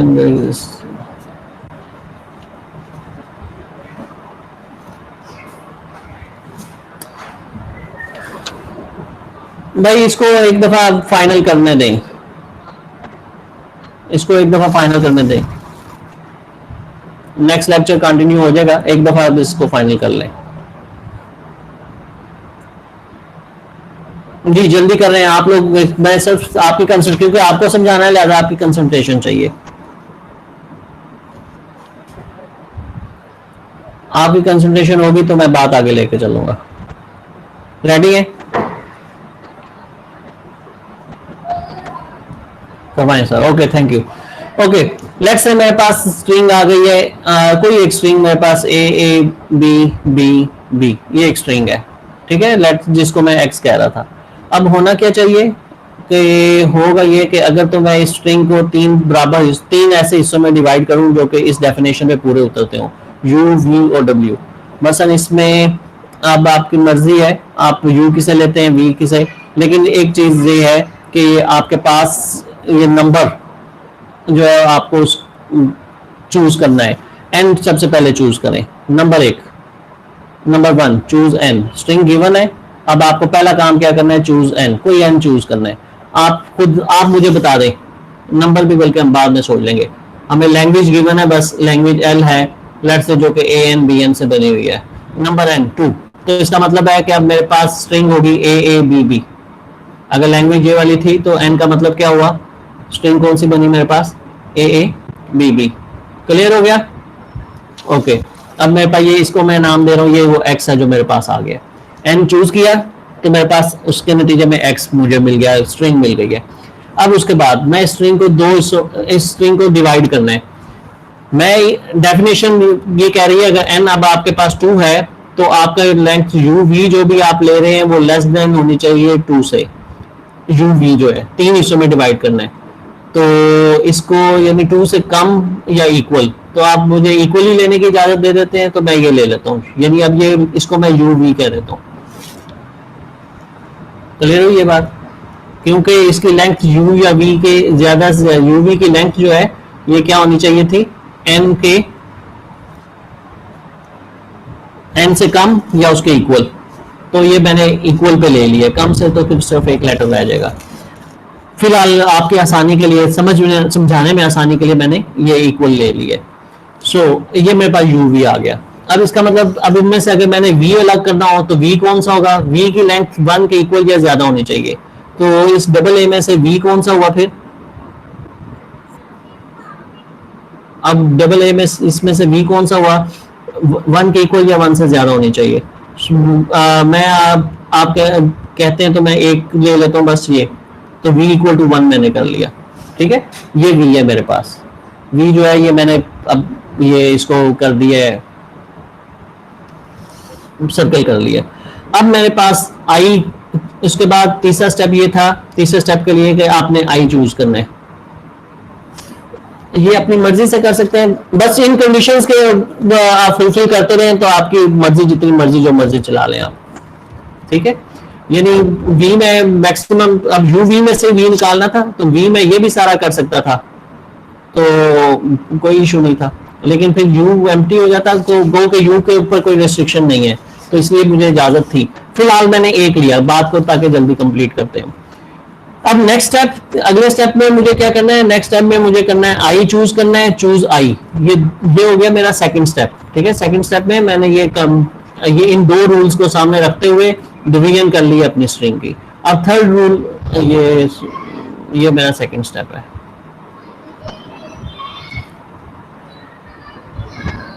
ठीक है, ये मैंने सेकंड स्टेप कर लिया। अब थर्ड रूल को सामने रखते हुए मुझे एक ये आई चूज करना है, थर्ड नंबर पे चूज आई, यानी मैंने कितनी आई चूज करने का मतलब है कि मैंने कितनी दफा वी को पंप करना है। ये भी आप लोग अपनी मर्जी से चूज कर सकते हैं। हाँ, ये लिखा है कि पॉजिटिव कोई बेहतर ये है कि आप, मसलन मैं इस वक्त i2 ले लेता हूँ, let's say i equal to 2, या चले आप 1 कर लेंगे। ठीक है, तो 2 कर लेते हैं लेट्स से। ओके, सो मैंने अब इस स्ट्रिंग में जो मेरे पास i था, v जो था उसको मैंने इतनी दफा पंप करना है। एक दफा तो वो ऑलरेडी एग्जिस्ट करता है, एक दफा अगर आप 1 भी कहते तो मैं एक दफा और लिखता। ठीक है, एक तो ऑलरेडी एग्जिस्ट करता है, एक दफा मैं और करता है इसे। तो ये 2 है लेट्स से, तो मैंने इसको 2 टाइम पंप कर लिया। बेहतर यही है, हम अगर v जो है वो उस a को कह रहे हैं तो 2 टाइम पंप करने का मतलब ये मैंने 2 टाइम पंप कर दिया उसे, और उसके बाद b है ये मेरे पास। तो ये क्या कहता है मेरे पास, इसका मतलब ये है कि अब ये नई स्ट्रिंग अगर तो बिलोंग करती होगी, it doesn't belongs to l, so it's mean this language is non-regular। ठीक है, अगर ये इस तरह से करेगी तो इसका मतलब ये लैंग्वेज क्या है मेरे पास, नॉन रेगुलर है।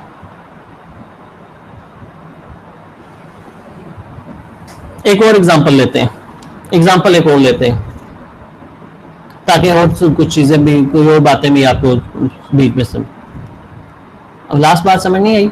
लास्ट मैंने सिंपल इसमें इतना किया है कि इसको पंप करना था यहाँ पर I choose I equal to some number, आप ले लें आर्बिट्रेरी नंबर ले लें या 3, तो इसको इस ए को 3 टाइम मजीद पंप कर दें आप, यानी पहले एक दफा तो आई, आप मजीद 3 टाइम्स। ये पंप का मतलब आपको पता है वो लूप था कि उतनी दफा हमने करना है।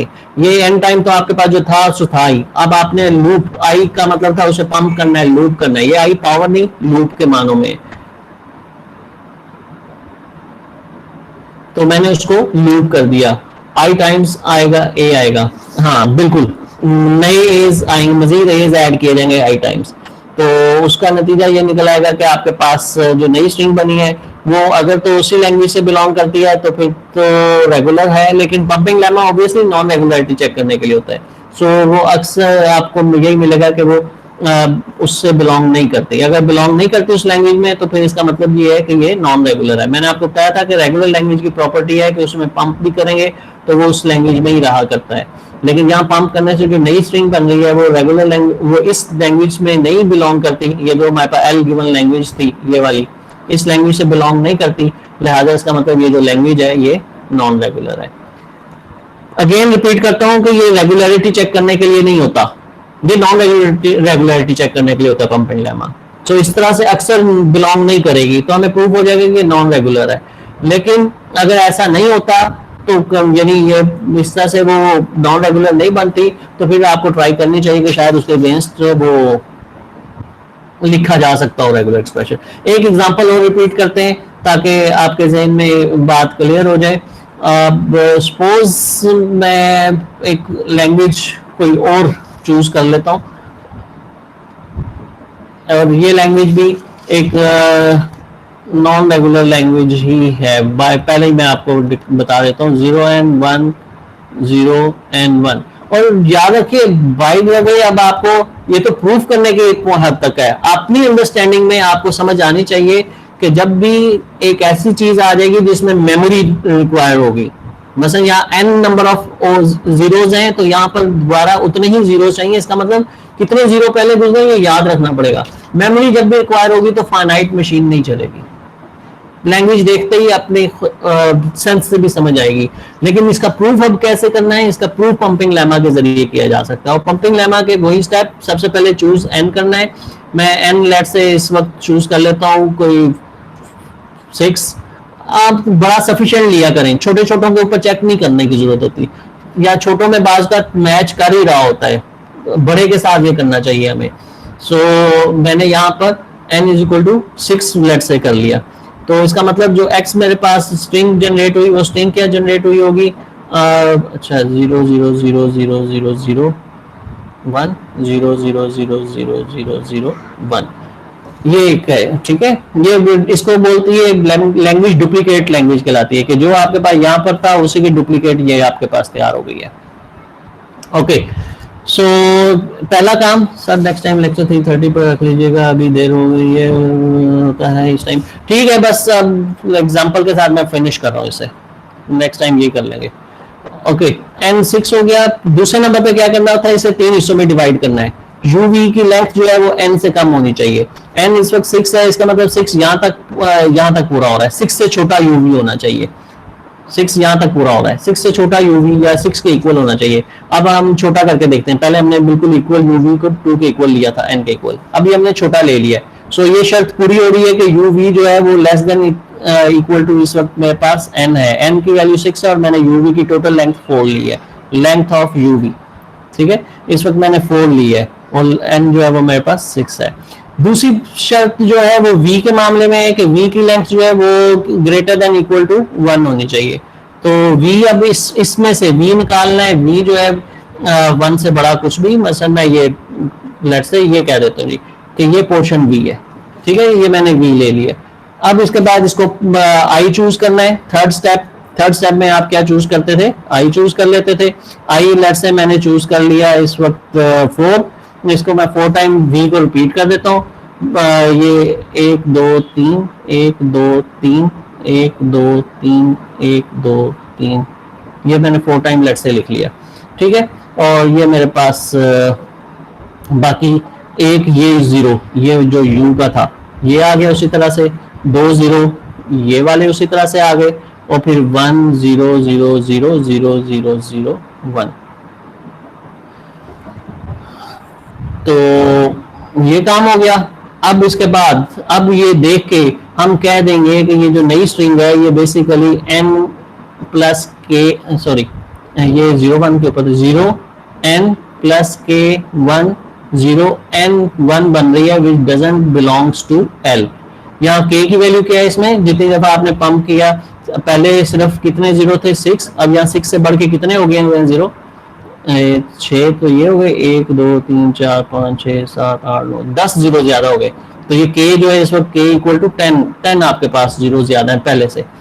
सो ये आपके पास जो नई लैंग्वेज बनी है वो इस प्रीवियस लैंग्वेज में एग्जिस्ट नहीं करती होगी, लिहाजा ये हमारे पास रेगुलर लैंग्वेज नहीं है। प्रूव हुआ कि it is a non regular language.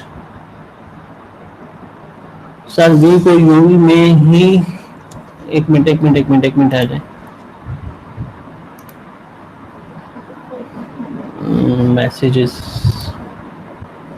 Sir we को यूवी में से ही भाई यूवी नाम है वो स्ट्रिंग का, यूवी दो सब स्ट्रिंग कंकैटिनेट होकर यूवी, हमने उसको एक नाम कहा कि ये यूवी है, तो ऑब्वियसली वो वी उसी में है यूवी के अंदर।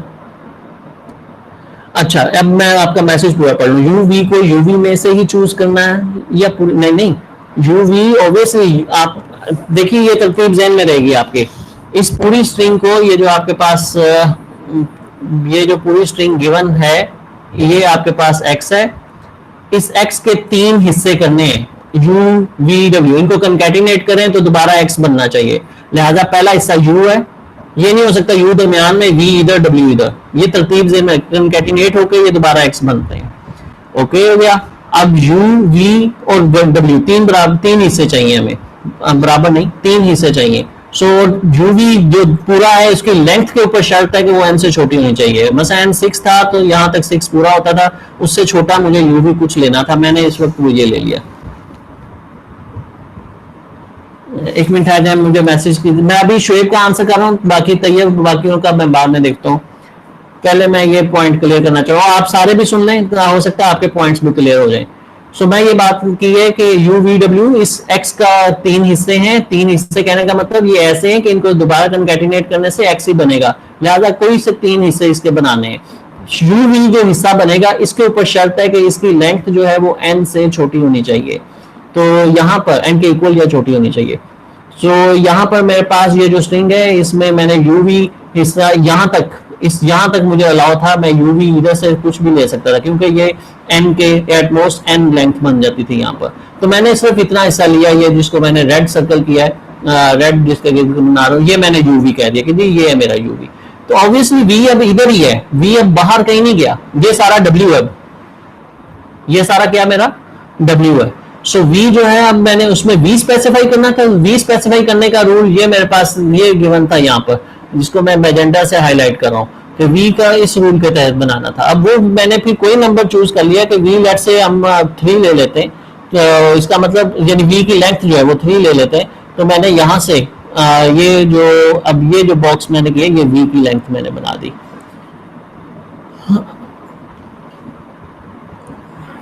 जी तो v जो है वो इस वक्त, u जो है इस वक्त वो सिंपल, ये u जो है मसलन u को मैं ये लेट्स से ये ग्रीन से स्पेसिफाई कर रहा हूँ, ये सिर्फ u है इस वक्त, v जो है वो ये तीन ये जो मैजेंटा में है, और बाकी w जो है ये जो सारा ऑरेंज ऑरेंज में है ये सारा w है, तो ये u v w हो गया।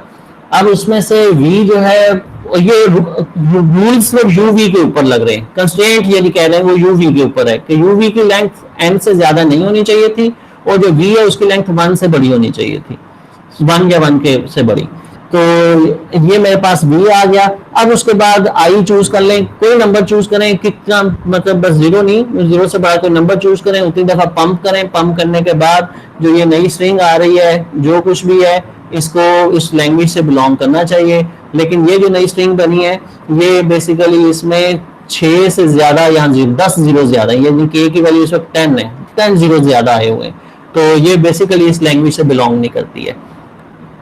ठीक हो गया, तो हमने कहा कि ये पंपिंग लेमा ने प्रूव कर दिया कि ये लैंग्वेज जो है नॉन रेगुलर है, ये लैंग्वेज डुप्लीकेट जो नाम है। सो ऑपरेशनल फॉर्म ये है क्या पंपिंग लेमा की आपको समझ आ चुकी, ये जो हम पावर आई ले रहे हैं ये बेसिकली वो पंपिंग का काम कर रहे हैं।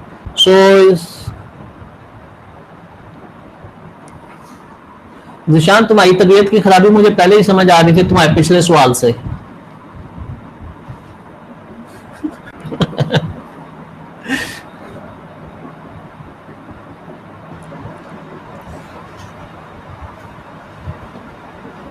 चलो ओके, आई थिंक सारी बात अब आपके ज़हन में है, क्लियर है कि पंपिंग लेमा कैसे प्रूव करता है कि लैंग्वेज नॉन रेगुलर है, और हम उसको यूज करते हैं पंपिंग लेमा को नॉन रेगुलरिटी प्रूव करने के लिए, और इंशाल्लाह उम्मीद है बाकी असाइनमेंट के जरिए आप अपने ये कॉन्सेप्ट और क्लियर करेंगे। बुक रीडिंग जरूरी है।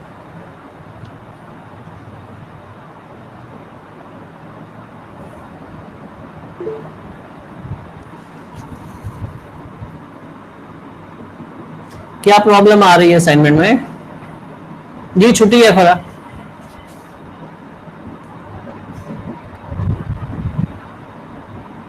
जी आइए अपनी मर्जी से ले लें पॉजिटिव नंबर कोई भी, उसामा सज्जाद।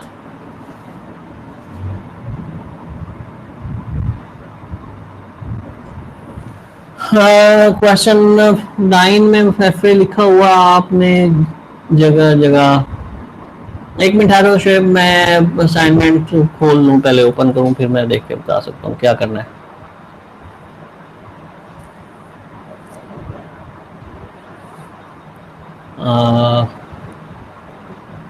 असाइनमेंट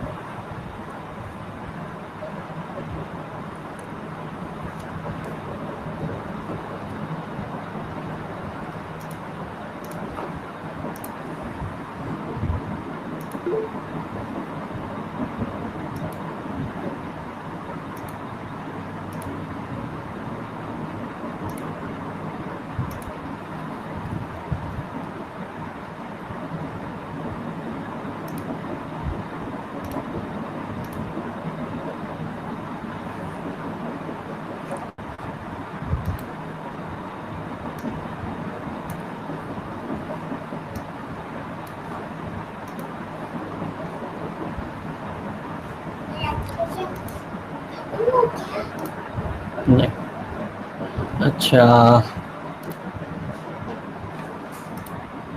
जी अब बताएं कौन सा क्वेश्चन कह रहे हैं? ये पार्ट सेक्शन रेगुलर एक्सप्रेशन में क्वेश्चन 9। जी रेगुलर एक्सप्रेशन में क्वेश्चन 9।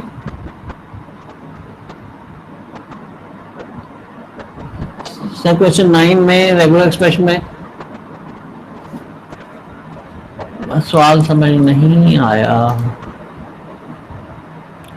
में रेगुलर स्ट्रिंग एंटर करके दिखानी पूछना चाह रहे हैं शायद आप।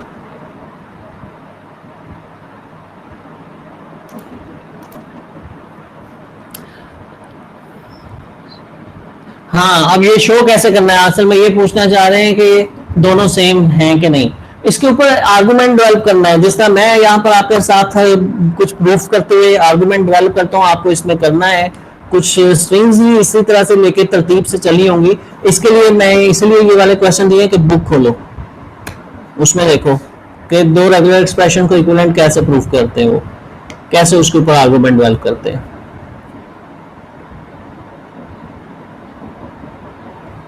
क्योंकि सिर्फ स्ट्रिंग एंटर करना प्रूफ नहीं बन जाता, उसमें हो सकता है आपने वो स्ट्रिंग एंटर कर दी है जो कॉमन है, जो नहीं कॉमन वो आपने की नहीं। सो इसलिए आपको रेगुलर एक्सप्रेशन का जो चैप्टर है उसके तकरीबन एंड पे जाके कि दो रेगुलर एक्सप्रेशन इक्विवेलेंट कैसे होते हैं, उसके ऊपर कैसे जरा डिस्कशन करके प्रूफ किया जाता है कि रेगुलर एक्सप्रेशन इक्विवेलेंट है, थोड़ा पढ़ना पड़ेगा। क्योंकि वो टॉपिक की तरह से तो नहीं इस बुक में चीजें दी हुई है अक्सर, लेकिन आप उसको पढ़ेंगे तो आप थोड़ा सा कल देखेंगे, आपको समझ आ जाएगी कि कैसे आप शो कर सकते हैं कि दो रेगुलर एक्सप्रेशन जो है वो सेम लैंग्वेज ले रहे हैं। उसने कुछ एग्जांपल तो की हुई है, ठीक है। सो आप उसको देख भी लें, उससे आपको समझ आ जाएगा कि वो कैसे शो कर रहा है कि दो रेगुलर एक्सप्रेशन सेम तरह की लैंग्वेजेस ले रहा है, और वही वे आपने अडॉप्ट करना है। हसनैन उमर जी, लास्ट डेट मेरा ख्याल है मैंने बताया 14 बताया तो था मैसेज में, और सियार ने शायद बता दिया, मैं देख लूं मैंने 14 कहा था कि 13 कहा था।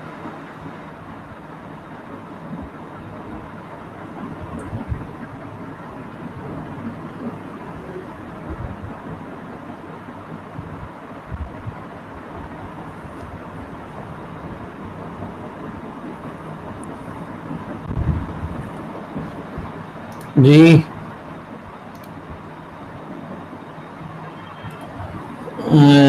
एक मिनट है जो यार, ऑनलाइन से पर लाइट चली गई, डेट एक्सटेंड कर दें, बर्डन बहुत है। कोई बात नहीं, बर्डन उठाना चाहिए, सर एक्सटेंड करते हैं। 17 रमजान रखनी चाहिए थी, बदर जंग बदर का दिन है, तुम जल्दी फारग कर कल मुझे देते, आज तो फिर 18 रमजान है। डेट एक्सटेंड नहीं हो रही, बल्कि अगली असाइनमेंट आ रही है, इसलिए अब आपको वो लेक्चर्स का भी दूसरा बहुत बर्डन है। कोई बात नहीं, सो दूसरों से कोई काम करें। मैंने तो अब तक दिया ही नहीं था कोई काम आपको, पहली दफा काम दिया यार, ऐसे नहीं करते। तक कर देंगे, नहीं सर एक्सटेंड कर दें सर, और भी असाइनमेंट है उनसे को एक्सटेंड कर दें। एनएफए वाले पार्ट में क्वेश्चन 2 और 3 की भी समझ नहीं आ रही। चलो मैं ये देख लेता हूँ कि क्वेश्चन 2 और 3 में क्या है। एनएफए पार्ट में क्वेश्चन 2 जी, क्वेश्चन 2 जो है वो तो खैर मैं अभी शुएब का क्वेश्चन का आंसर कर रहा हूँ। एनएफए में वाले पार्ट में क्वेश्चन 2 और 3 की समझ नहीं आ रही। क्वेश्चन 2 कहते हैं कि build FA for the language in the above questions. तो अबव क्वेश्चंस, हाँ ये जो एफए दिए हुए, एफए दिए हुए, हाँ एनएफए दिए हुए थे। अब आपने इन एनएफए के लिए कन्वर्ट नहीं करना, ये बिल्ड करना है। कन्वर्जन और बिल्ड में फर्क है, ये क्लियर रहे। मैंने बिल्ड करने को कहा है, इसका मतलब जो लैंग्वेज आपने पहले, क्योंकि क्वेश्चन 1 में आपने रेगुलर एक्सप्रेशन और लैंग्वेज निकाली और किया है, उसके अगेंस्ट एफए बनाना है। ये नहीं करना कि इसे कन्वर्जन करनी है। एक बात, you have known the language of each NFA, ये मैं कह रहा हूं कि आपने एनएफए की लैंग्वेज जान चुके हैं क्वेश्चन 1 में, therefore it without using conversion rule. अब आपने कन्वर्जन नहीं करनी लैंग्वेज, जैसे जैसे एफए के क्वेश्चन में होता है कि लैंग्वेज गिवन है, एफए बनाओ। क्लियर हो गया शुएब? क्वेश्चन 2 जो है आपको, ओके। और क्वेश्चन 3 में आपको ये कहा है कि आपने इनके एफएस बनाने हैं, ये भी कन्वर्जन नहीं है, सॉरी एनएफएस बनाने हैं। ये एफए दिए हुए मैंने, ऑब्वियसली ये भी किसी लैंग्वेज को एक्सेप्ट कर रहे हैं। एफए की कन्वर्जन नहीं होती, एफए जो है वो खुद एनएफए की तरह ही होता है, यानी एनएफए की जो डेफिनेशंस की चीजें बनती है उन पे ये पूरा उतरता है। सो दूसरे एंगल से बात करते हैं, वो ये कि अब ये जो लैंग्वेज एक्सेप्ट कर रहा है, आपने उसके लिए लैंग्वेज जितनी इसकी पहले समझनी है और फिर इसका आपने एफए बना देना है। क्लियर हो गया ये भी शुएब? एफए गिवन है क्वेश्चन 3 में, एनएफए बनाना है। तैयब और शुएब ध्यान से बात सुने, कन्वर्जन नहीं करनी, कन्वर्जन बल्कि होती नहीं है एफए की एनएफए में, करनी नहीं होती, क्योंकि एफए इज एफए एनएफए ही होता है बाय डेफिनेशन। एफए के अंदर कोई चीज ऐसी नहीं है जो एनएफए की डेफिनेशन से कंट्राडिक्ट करती हो। क्लियर? मैंने जो क्वेश्चन में कहा है करने को वो ये है कि ये एफए कोई लैंग्वेज एक्सेप्ट कर रहा है, आप वो लैंग्वेज समझेंगे क्या है, फिर एनएफए उस लैंग्वेज के लिए एनएफए बनाएंगे और उसमें नंबर ऑफ स्टेट्स इससे कम होनी चाहिए। कोशिश करेंगे ऐसा एनएफए बने जिसमें नंबर ऑफ स्टेट्स इस एफए से कम होंगे। और एनएफए कहने का मतलब कि अब उसमें वो रिस्ट्रिक्शन नहीं है कि हर स्ट्रिंग के लिए यानी हर लेटर के लिए लाजमी ट्रांजिशन हो। हाँ, उसमें ये होना चाहिए कि वो लैंग्वेज वही एक्सेप्ट करते हो जो ये गिवन एफए एक्सेप्ट कर रहा है। Got the idea Shoaib? Tayyab?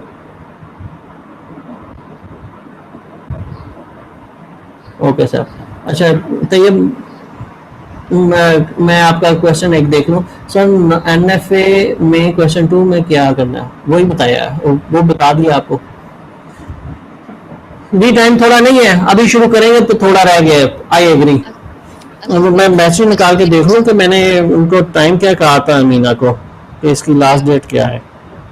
14 May. Congratulation, एक दिन ज्यादा है, वरना मैं 13 मई समझ रहा था। हेलो, अस्सलाम वालेकुम सर। अस्सलाम वालेकुम सर।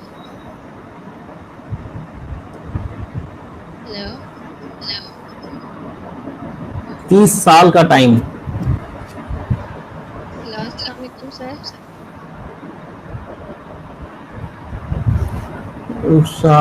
इधर नहीं चलनी है। हेलो, अस्सलाम वालेकुम रुखसार ने क्या कहा है, मैं पीछे देख लेता हूँ क्या कहा है उसने। सर, आपको मेरी आवाज सर वो माइक में बोल रही है। टाइम एक्सटेंड कर दें, ये तो सारे कह रहे हैं। और उसका आंसर मैंने एक दफा किया है कि यार मैंने पहली असाइनमेंट दी है, सो आप उसको करें। मैंने इससे पहले आपको कोई असाइनमेंट ही नहीं दी। अच्छा माइक में बोल रही है, क्या बोल रही है? अब मैंने माइक ऑन किया अपना।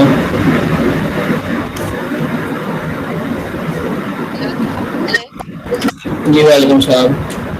सर आपसे रिक्वेस्ट सब कर रहे हैं तो आप प्लीज़ थोड़ा सा टाइम असाइनमेंट का एक्सटेंड कर दें। अच्छा, ये तो वो आपने लिखा भी था जी, मैं समझा पता नहीं आपने कितनी लंबी कोई तकरीर बतानी है मुझे, तो नहीं टाइम तो एक एक्सटेंड।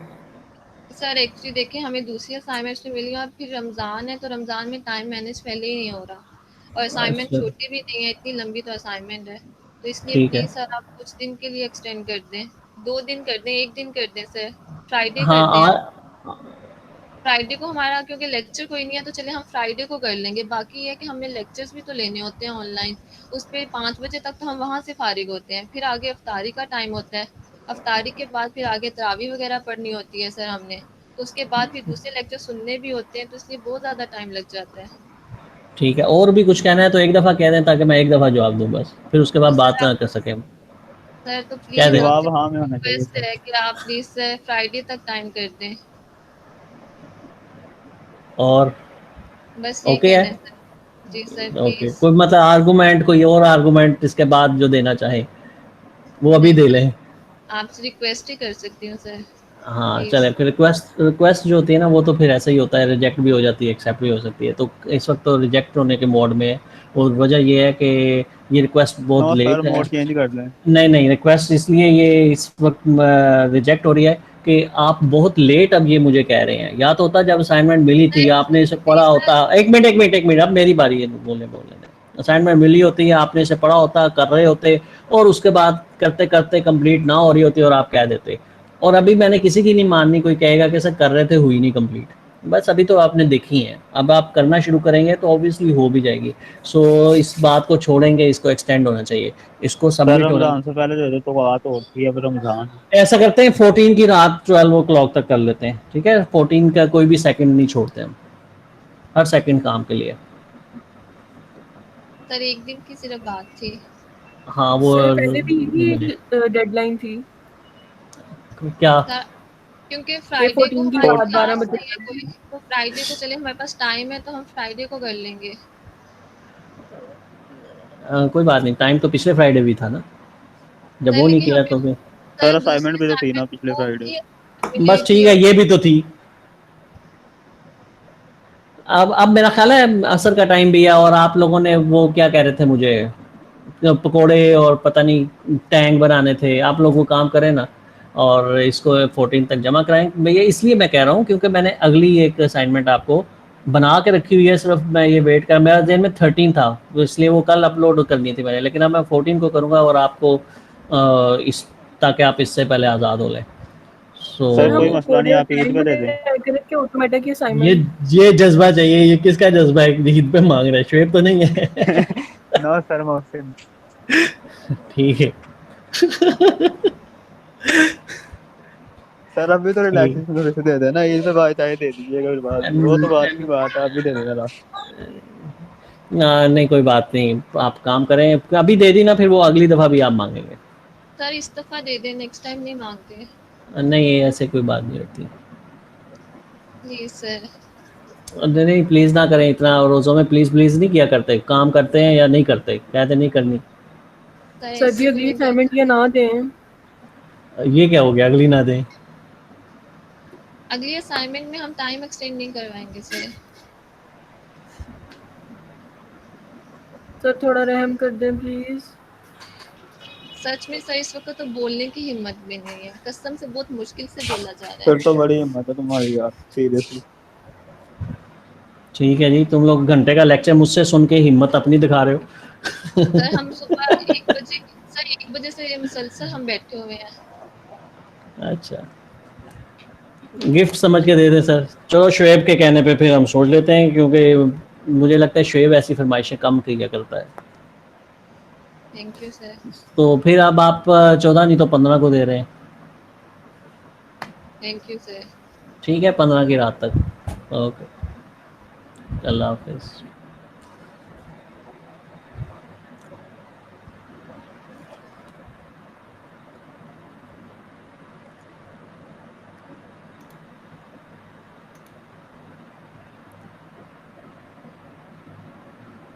अफ्तारी कब लेनी है?